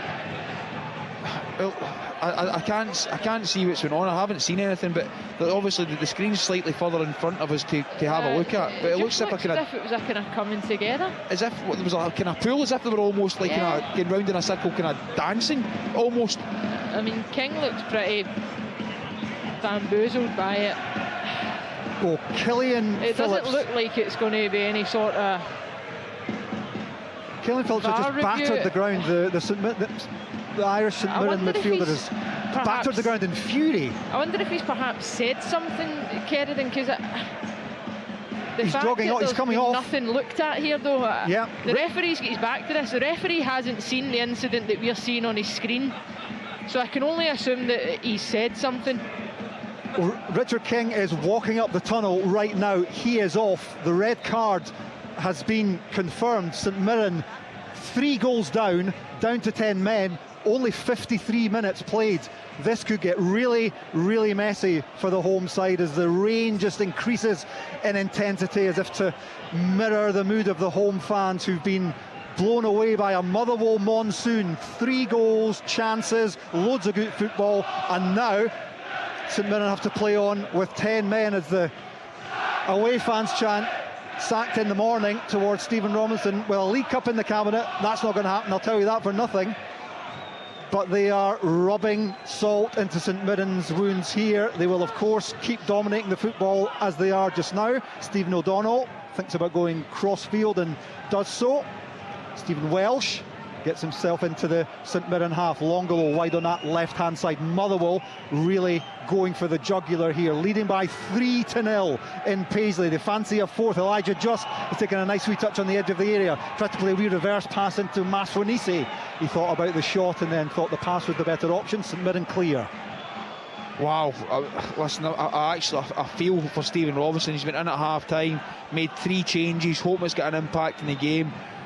Changed shape, made it look as if they're going to try and make a go of it after Gogic's red card was overturned just before half time. So there is a bit in the second half, and then they came out and Motherwell playing their half becomes difficult for them, but a lack of discipline. We don't listen. I can't see what King's done to comment on it, but it looks to me as if it's a lack of discipline, either kicking out, stretching out, an arm, something for Slattery to go down, because he's still complaining at the referee in the way off, so it doesn't look as if it's John, the worse. bit I'm watching in the replay is that Callum Scott, the referee's got his back to that. He doesn't even see that incident happen. No. That's what makes me feel that the fact that there's been no review from VAR in terms of looking at it or giving him another opportunity would lead me to believe that there's been something said in terms of the stoppage. It's a strange one. This is the most frustrating bit, and you can understand how the fans in the stadium must be feeling as well just now, because it's a type of decision that we don't actually know what's happened. No, we don't, and that's the thing, because he's walking off pulling his jersey as if this is what happened in the incident. So if he has said something, nobody knows, nobody within the stadium knows, but he's let his manager down no matter what he's done, because he's brought them down to 10 men. They're getting beat 3-0, and it's that bit of discipline where you need all your players on the pitch when things aren't going your way. You're getting the run around, you need everybody on your side, everybody fighting, and you can see that there's been a reaction because there's more intensity in what they're trying to do when we don't have the ball. But now they're down to 10. St Mirren have a free kick that's played into the Motherwell penalty area just now. It's easily headed away by Motherwell as the rain continues to batter down on a rain-sodden pitch here in Paisley, on which Motherwell have played some lovely football, scored 3 goals and are thoroughly enjoying their Saturday night football as a long ball through from St Mirren goes out. Opta, who do the stats for the Premiership, are saying that the red card reason is violent conduct. So that's what I'm seeing on the screen here from Opta Live. We will get more information later on as Motherwell come through. The thing is, it never even went to VAR. Callum Scott doesn't get shouted over to go and look at it again, so there must be something John, that we're not seeing. There's no way the referee has seen what's happened in that moment, so whether his assistant referee perhaps has seen it, maybe he's made the decision. Obviously they're mic'd up and there'll be a fair bit of communication. Motherwell coming forward at the moment. They're in possession. St Mirren down to 10 men. On our website it's saying that TV replay suggests that Slattery had hold of King's shirt. The Jamaican took a swipe with his hand at the opponent in an attempt to release the grip. Our website saying doesn't look like there was much contact, but the red card stands. It does indeed stand. Motherwell coming forward gets another corner kick. The onslaught continues from their point of view. St Mirren with yet more defending to do. 57 minutes played here in Paisley. See, from a Motherwell point of view now, look, Carradine, you're 3-0 up and you don't want to get anyone injured because the game's almost sorted. You've got the 3 points, but what you want to do is you don't want to take your foot off the gas. You want to make sure you do it right and finish it, because there could be goals in this for them now. Priestman fancy the shot, instead the little reverse into Saeed, the third goal scorer for Motherwell, to Longolo. Out to the position again. Motherwell playing lovely, neat, intricate passes. Their first goal scorer, Elijah Just, takes it for a wee run down towards the byline, comes back to the edge of the area to Longolo. 1-2 is played. Chance here for a fourth for Motherwell. They get their fourth. Oh, they don't, because the offside flag has gone up, denying Emmanuel Longolo. That will be checked, of course, but it looks like the officials are fairly confident that he was offside. It certainly looked offside from here, but again, it's those little give and goes we're talking about. 1-2s round about the box, or even in the box this time. Plays in the pass inside, continues a run. Oh, maybe not, it looks tight now. We're hearing, we think it is offside. It was a quick award by the linesman down the front of us. The referee seemed happy with the award as well. It will be checked, and that's why everyone is just waiting at the moment for the goal kick to be taken, if indeed it is a goal kick, or an offside rather. Is it a fourth for Motherwell, or is it still just 3-0 against the 10 men? I'll tell you what, see even at that, if it isn't offside, or if it is offside, Jamal George has been beaten at his near post inside. It's only driven straight in.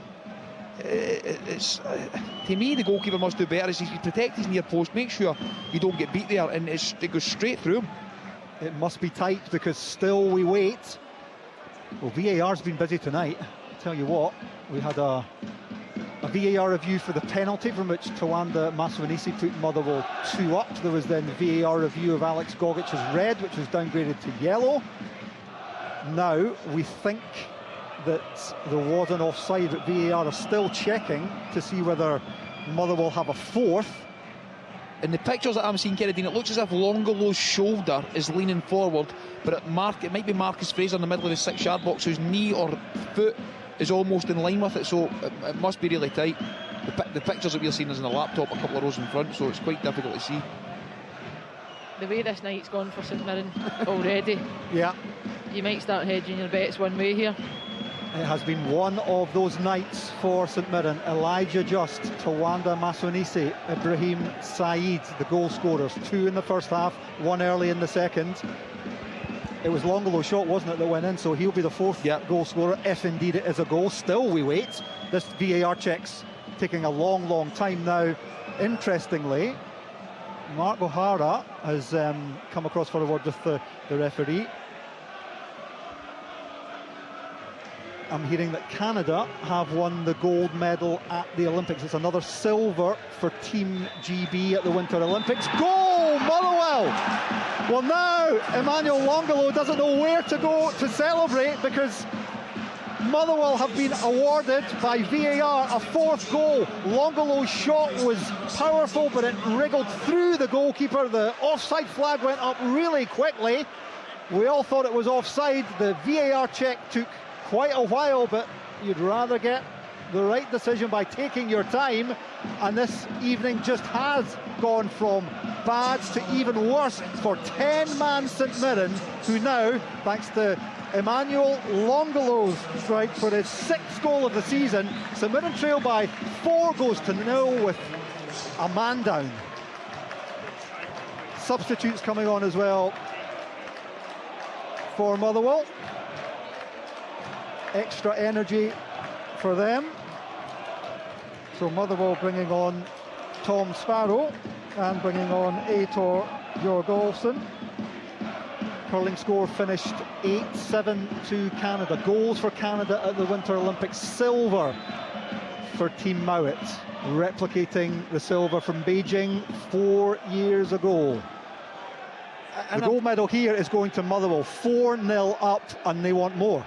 And amongst all that, Kerridine, Callum Scott pulls over Paul McGinn and Mark O'Hara and has a conversation in the middle of the pitch. I don't know what it was about. It was quite strange to pull the two captains over when obviously there's a VAR thing going on. So I again, obviously don't know what went on when we were up here, but from a Motherwell point of perspective just now, and you're looking at it, you went 4-0 up, you don't want to take your... St Mirren trying to do something about it here. It's bubbling about the penalty spot. Sorry to interrupt you, John. We'll get you back in a second. St Mirren, oh, they don't have a goal because a wonderful diving left-handed save by Callum Ward denies them. Brilliant save. It's still 4-0. That's an excellent save.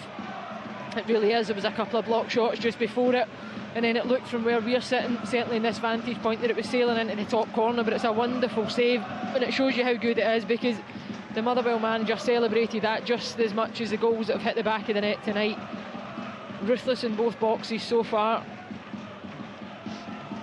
What a night for Motherwell. 4 goals up after 63 minutes against 10-man St Mirren, who nearly pulled one back there.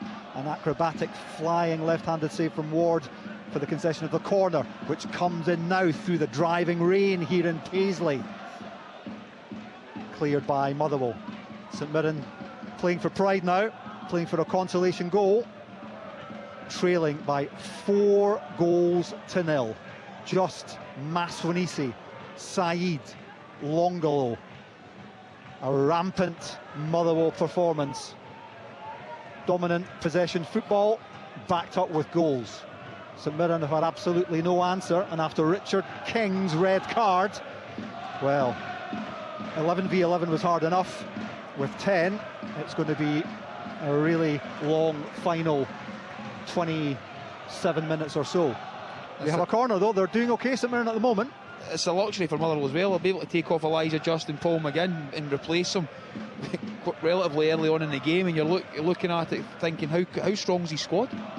Yep, Sparrow on, Bjorgolfsson on. St Mirren's corner is deep. Header from Gogic. Oh, he just couldn't quite get hold of it. That, by his standards, that was a great chance. He needs to score, Kerry. It's a wonderful chance. What a great delivery. The timing of his run's excellent. He manages to lose his man, and he finds himself right square in the middle of the goals. He looks to try and header it down. He just needs to bullet the ball into the back of the net. Go and grab it and get yourself back to the centre circle. It's a huge opportunity passed up from St Mirren, who for the last couple of minutes, you would say, have handled the game pretty well. It's just that kind of a night for St Mirren and their fans. Everything that has gone wrong, everything that could have gone wrong has gone wrong, and even somebody who's normally lethal with a header in the penalty area from corners like Alex Gogic couldn't get hold of that at all. Motherwell, though, fancy goals at the other end. They fancy number 5.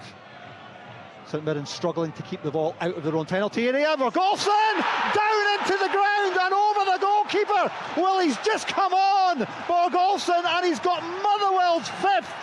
I thought the goalkeeper, Shamal George, could maybe have got there, but maybe the way the ball spun off the wet surface and leapt beyond him into the top of the net, bamboozled him. And St Mirren have been completely bamboozled by this Motherwell side. Aitor Bjorgolfsson for Motherwell makes it St Mirren 0, Motherwell 5 on 66 minutes. I don't think that goes over him. I'm going to be really ruthless here. That goes through him. Shamal George, that is nowhere near good enough for a goalkeeper at this level. The ball gets crossed in from Sparrow on the right hand side. He comes down. It's a great ball, but it's behind Bjorgolfsson, and as he volleys it, it bounces onto the ground and skips up. Obviously we know the surface is wet, but it bounces up, but it's straight down the middle of the goalkeeper, and he throws like, it's almost like an arm, not up, it comes across his body, and as soon as he does that, it just goes straight through him. The goalkeeper must do better there. I mean, see when you're 4-0 down and you're a man down, you know you're going to concede chances, but you need your goalkeeper to still make saves. Well, Eitor Brogolfsson scored 15 goals in the second tier of Swedish football for Umeå. That's his first goal in Scotland, his first goal for Motherwell. Volley down into the turf and beyond the goalkeeper, who didn't cover himself in glory, Shamal George. Goodness me. Well, I said Motherwell fancied some revenge for getting beat 4-1 at Hampden in the League Cup semi-final. They are 5-0 up against 10 men, and we've still got 24 minutes to play, and still they come forward down this right-hand side with Saeed, their third goal scorer. They're enjoying their night now. And what, if anything, can St Mirren do just to stem the flow of goals? It's already embarrassing enough. 5-0 down at home, down to 10 men. And they can't get the ball from their opponents, who have it over on the left-hand side. And their fans have kept up a constant wall of noise throughout, well, the whole game pretty much, but certainly in the second half. If you're a Motherwell fan right now, you are absolutely loving life. Fourth in the table, free-flowing football, scoring for fun at one end, barely conceding at the other. If Motherwell hadn't had so many draws earlier in the season, what would we be talking about, I wonder?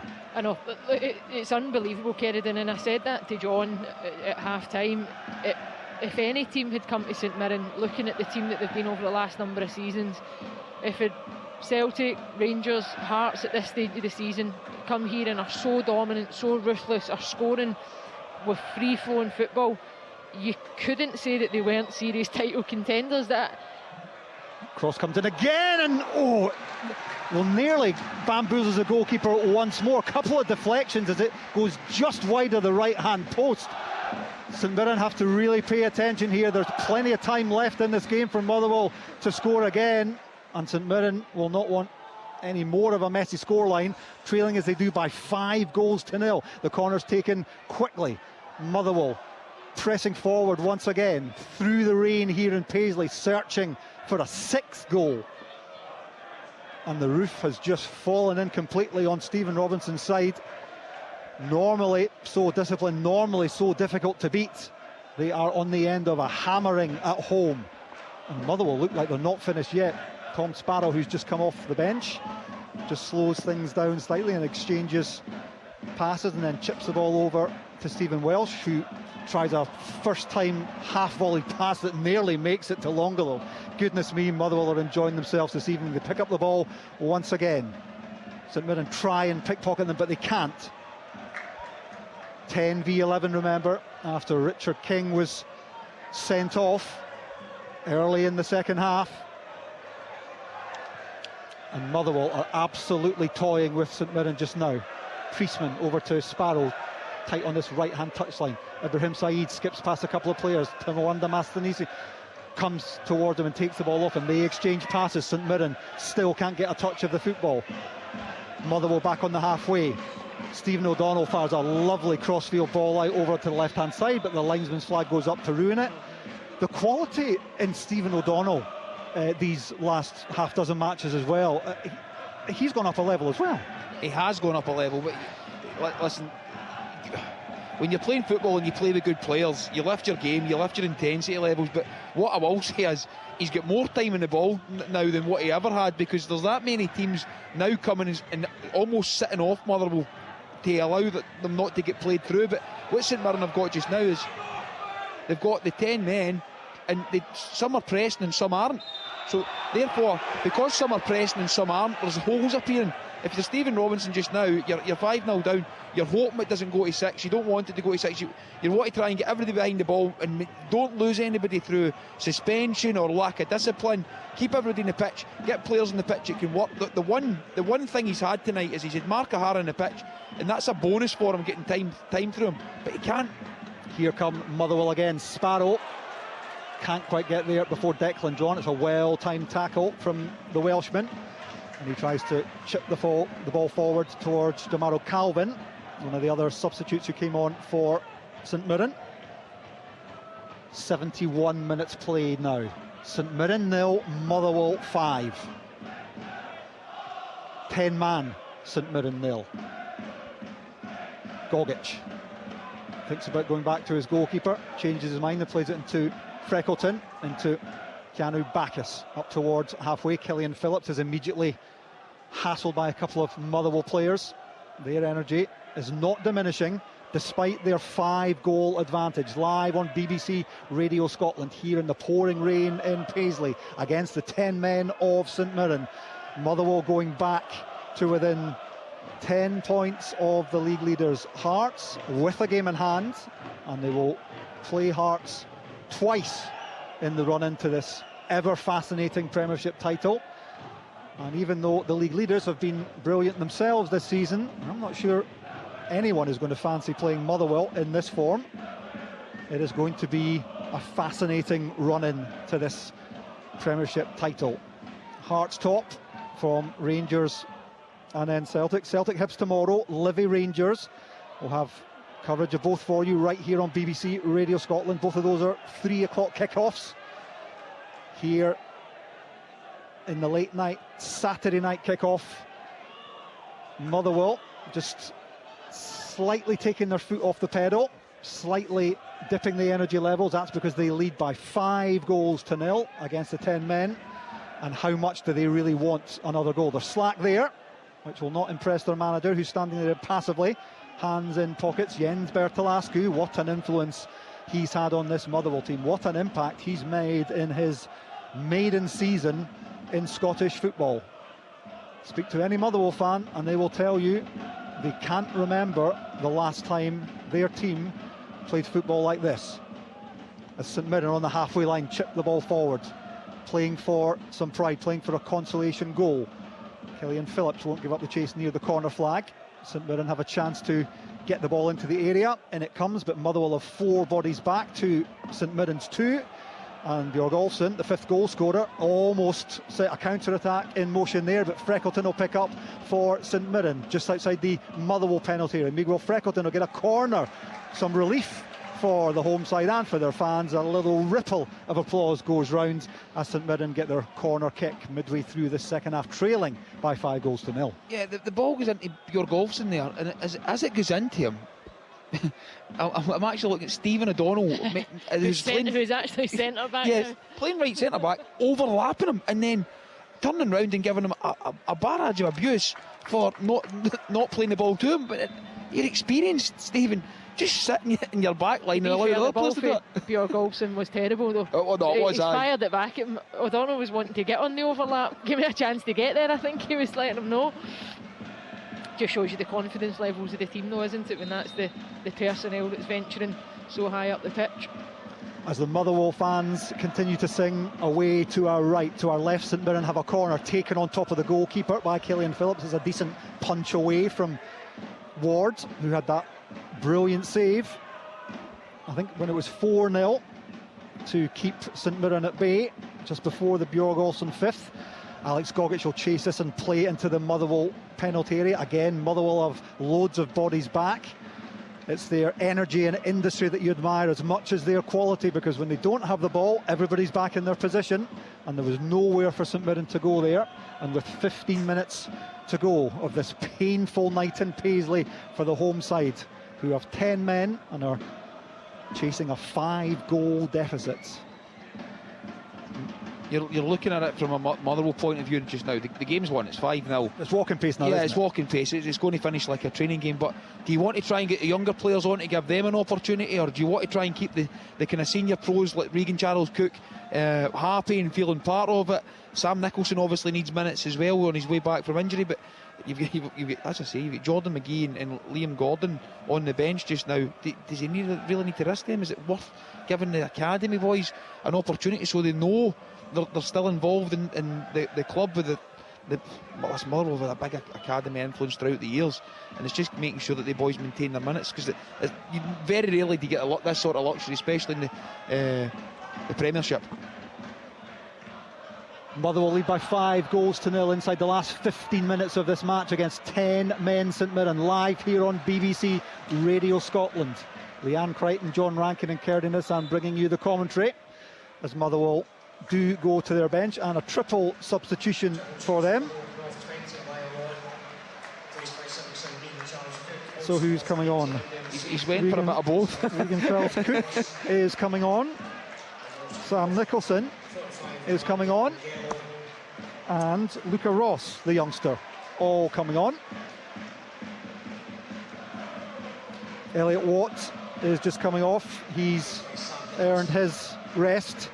So is Saeed, and so I think is Longolo, who got that fourth for Motherwell after the long VAR check.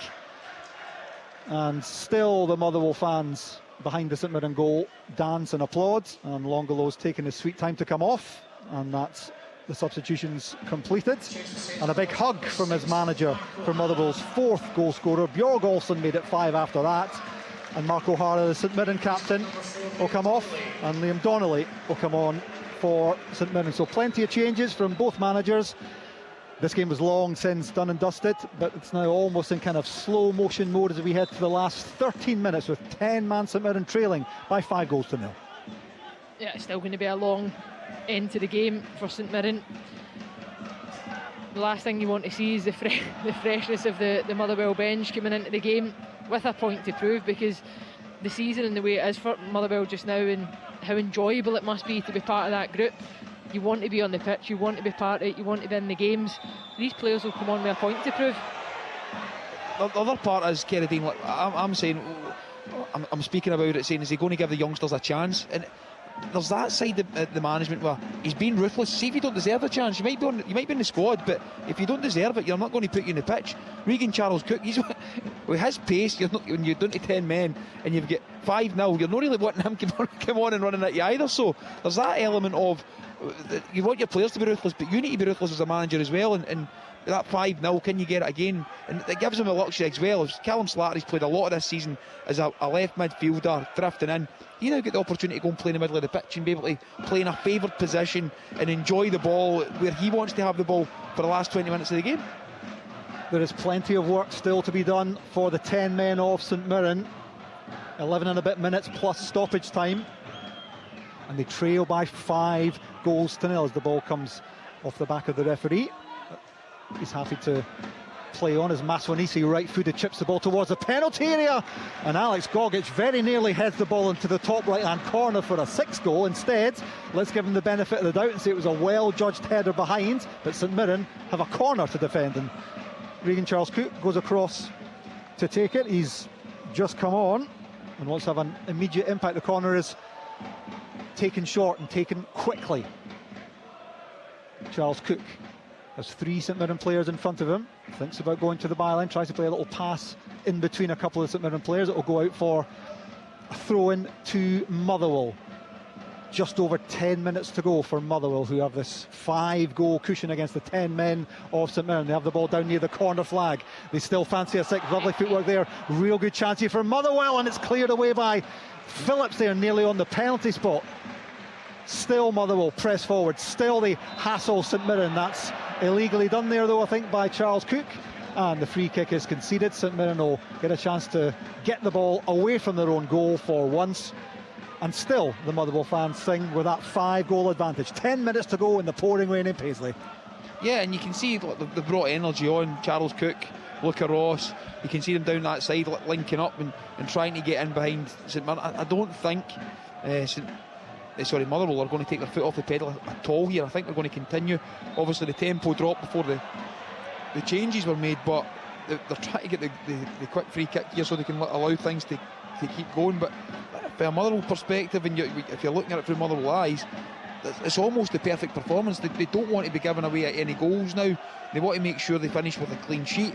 And can they go and get another one when everyone has been involved in the game? So you brought on subs. Can they go and make an impact in regards to, can they get a goal? Can they go and get an assist? Can they get some sort of involvement where they're walking away satisfied with their involvement in the game tonight as well? Well, Hibs scored 3 here back in November, but this is by a distance St Mirren's worst defeat of the season. if the scoreline stays the same as we tick towards 81 minutes. The scoreboard away to my right does not make for good reading for the St Mirren fans, who are staying, some of them, to the bitter end. 10-man St Mirren 0, Motherwell 5, as they'll try and do a big switch of play that'll just about be cut out by St Mirren, so the rain gets even heavier here in Paisley, and the St Mirren players will just want to get off this pitch with some pride and dignity intact and not want to concede a sixth, as Motherwell try and run them down inside their own half here. St Mirren have done reasonably well to get the ball up to the halfway line, and a crunching tackle comes in there from Sparrow, one of the Motherwell substitutes, but Jamaro Calvin is on it for St Mirren. Look at all the bodies streaming back though from a Motherwell perspective, and they instantly get the ball back. Runs out for a throw in though, can't quite keep the ball in. The work ethic is exceptional. Oscar Priestman makes a mistake with the chest control in the middle of the pitch, but he's the first player to spark into life, to look to try and go and win it back. He applies enough pressure that forces, don't know who the St Mirren player was actually, I've took my eye off it, but he turns back, Calvin, he turns back into pressure, John, and it just sparks that reaction in the group where one player goes, they all go. It is utterly relentless. Even when you look at how calm the manager is at the side of the pitch at times, he's not having to scream at his players to react. He doesn't scream at them to force them to press the ball. They absolutely know that it's a non-negotiable in his team. I'm sure you'll be calm tomorrow if you're 5-0 up at this stage in the game. No, but he does. The whole game, there was moments I've seen him screaming in terms of the back line and squeezing the line and getting them higher up the pitch. But other than that, the way the team plays is quite clearly the identity of the team. He doesn't look flustered at all, does he? He looks composed on the touchline, and his players look as if they're calm within the pitch, and they know they have the trust of the manager to be able to go and express themselves in a way where they can go and do what they want in possession, but out of possession, every recovery runs a sprint. Yeah. Here come Motherwell once again, just outside the St Mirren penalty area. Into the box they go. Can St Mirren get the ball away? They're struggling to. Gogic might just about do it now. Sam Nicholson it was, trying to burrow his way into the penalty area. Motherwell pick it up once again though, just outside the area. St Mirren just can't get the ball off them. In comes a curling shot, comes off Regan Cook. Declan John, I think, will just put his left foot through the ball. He's done that intelligently. There's a handball there that the referee's happy to play on, as Motherwell just pick the ball up once again, and St Mirren can't hold on to the ball for more than a few seconds. Is there another chance here? In they go towards the byline, ball comes across. St Mirren struggling to get the ball clear, they just hack it anywhere and it doesn't go their way, and once again it's Priestman picking up for Motherwell. It always falls to someone in claret and amber, and Motherwell down this right hand side. Charles Regan Cook offers himself. Tom Sparrow right-footed cross, and Gogic gets a good foot to the ball just to nudge it out, potentially for a throw-in over on that far side, which Motherwell will be in a hurry to take, because that's the way they do things. Energy industry, even when they're 5-0 up. Maswanisi's gone across to that side, puts his foot on the ball. A couple of St Mirren players literally push him over. I think that was Gogic. Referee's happy to play on. Motherwell again teasing, tormenting St Mirren, try and play a little lifted ball through. Shot comes in from distance, goalkeeper does well to get down there. Well, the distance shot there was Callum Slattery. It moved in the air, and Shamal George did well to get down and smother the ball. Yeah, he does well there. It's like as Callum Slattery steps in, but again it's a misplaced pass for St Mirren in the transition. They win the ball. That'll be a disappointment for them tonight. They haven't secured the first pass when they win the ball back, and it just becomes like it's coming back on top of them. It ends up in the centre of the pitch, and Callum Slattery just steps in and puts his foot through it, and George makes a good save. One you'd expect him to make, to be honest. Hasn't had his best evening, Shamal George. He's seen 5 goals fly past him.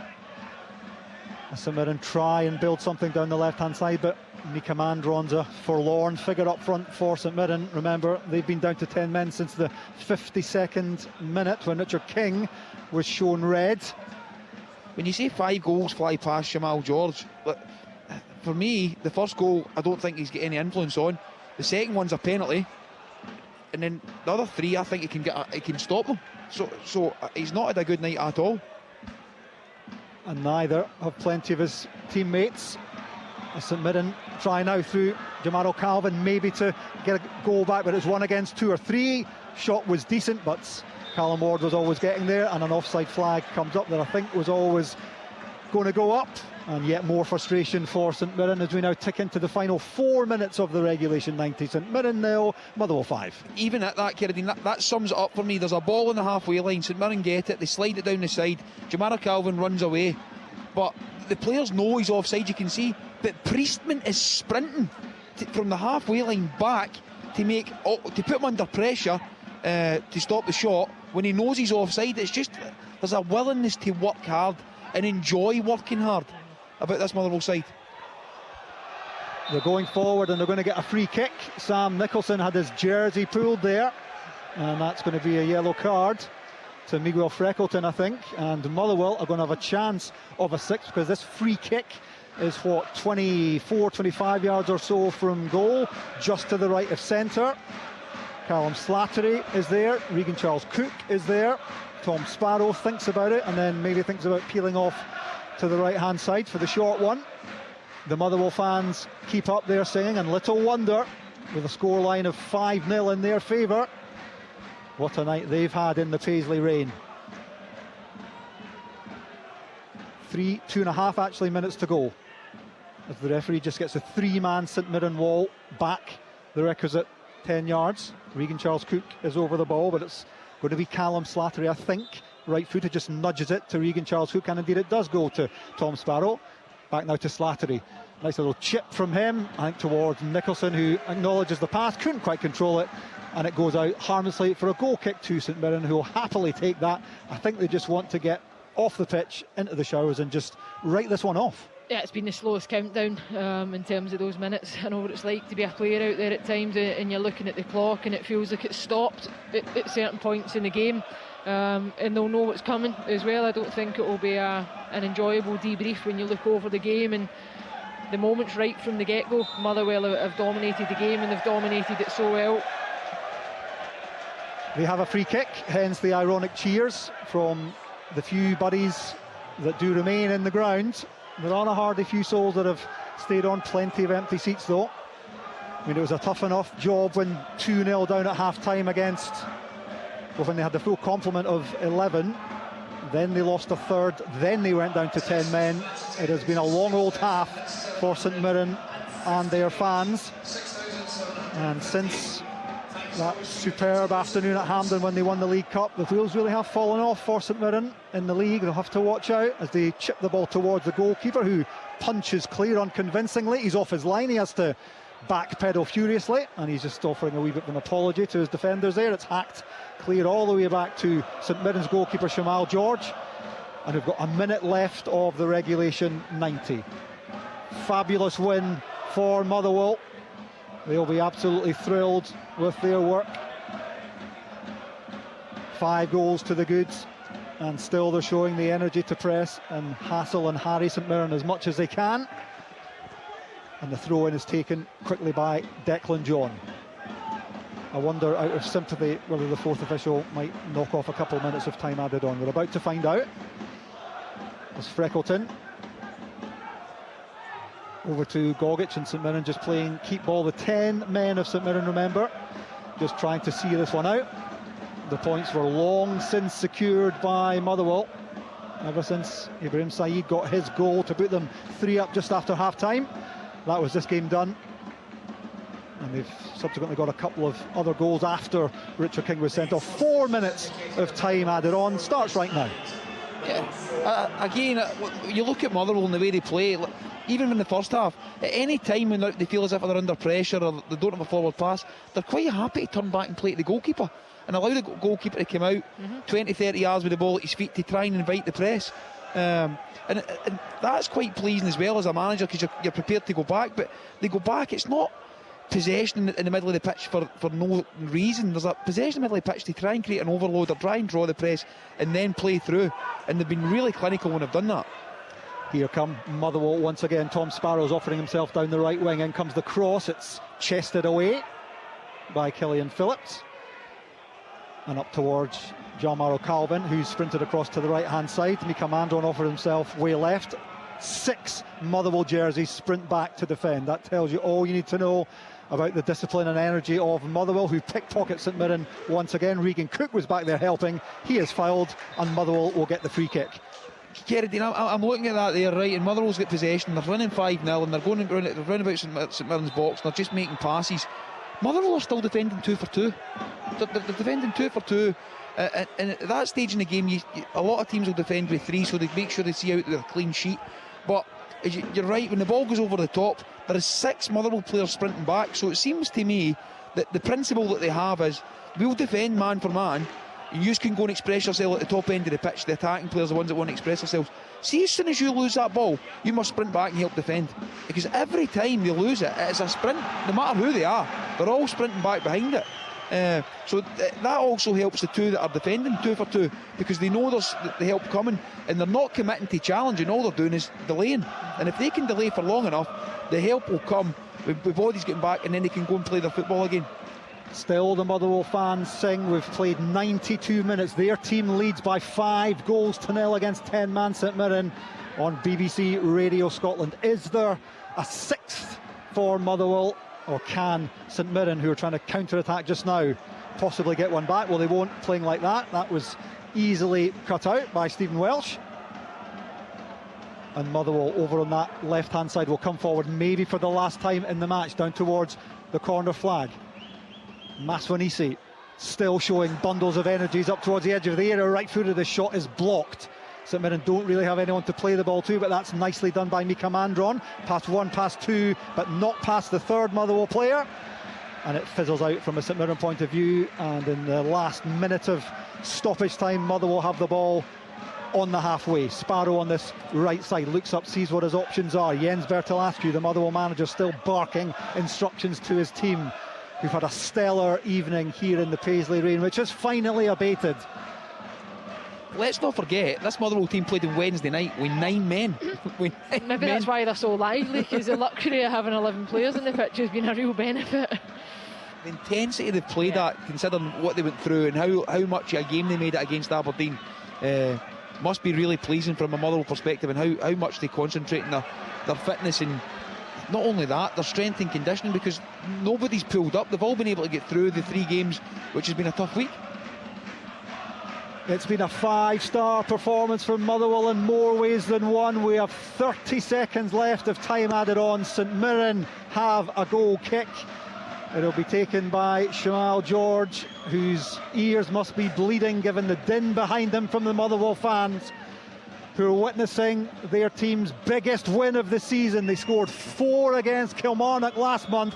They've gone 1 better this evening here in Paisley, as the referee looks to his watch and blows the whistle. The boos ring out from the home fans. It's a sore one if you're a St Mirren supporter, but Motherwell have been magnificent. 5 goals against the 10 men, and they thoroughly deserve the 3 points that take them back within 10 points of league leaders' hearts with a game in hand, and solidifies and secures their place in 4th. Elijah just got the ball rolling for Motherwell as early as the 14th minute. A lovely shot, the assist from Slattery. Maswanisi from the penalty spot. He won the penalty and then converted it beautifully for his 19th goal of an impressive season.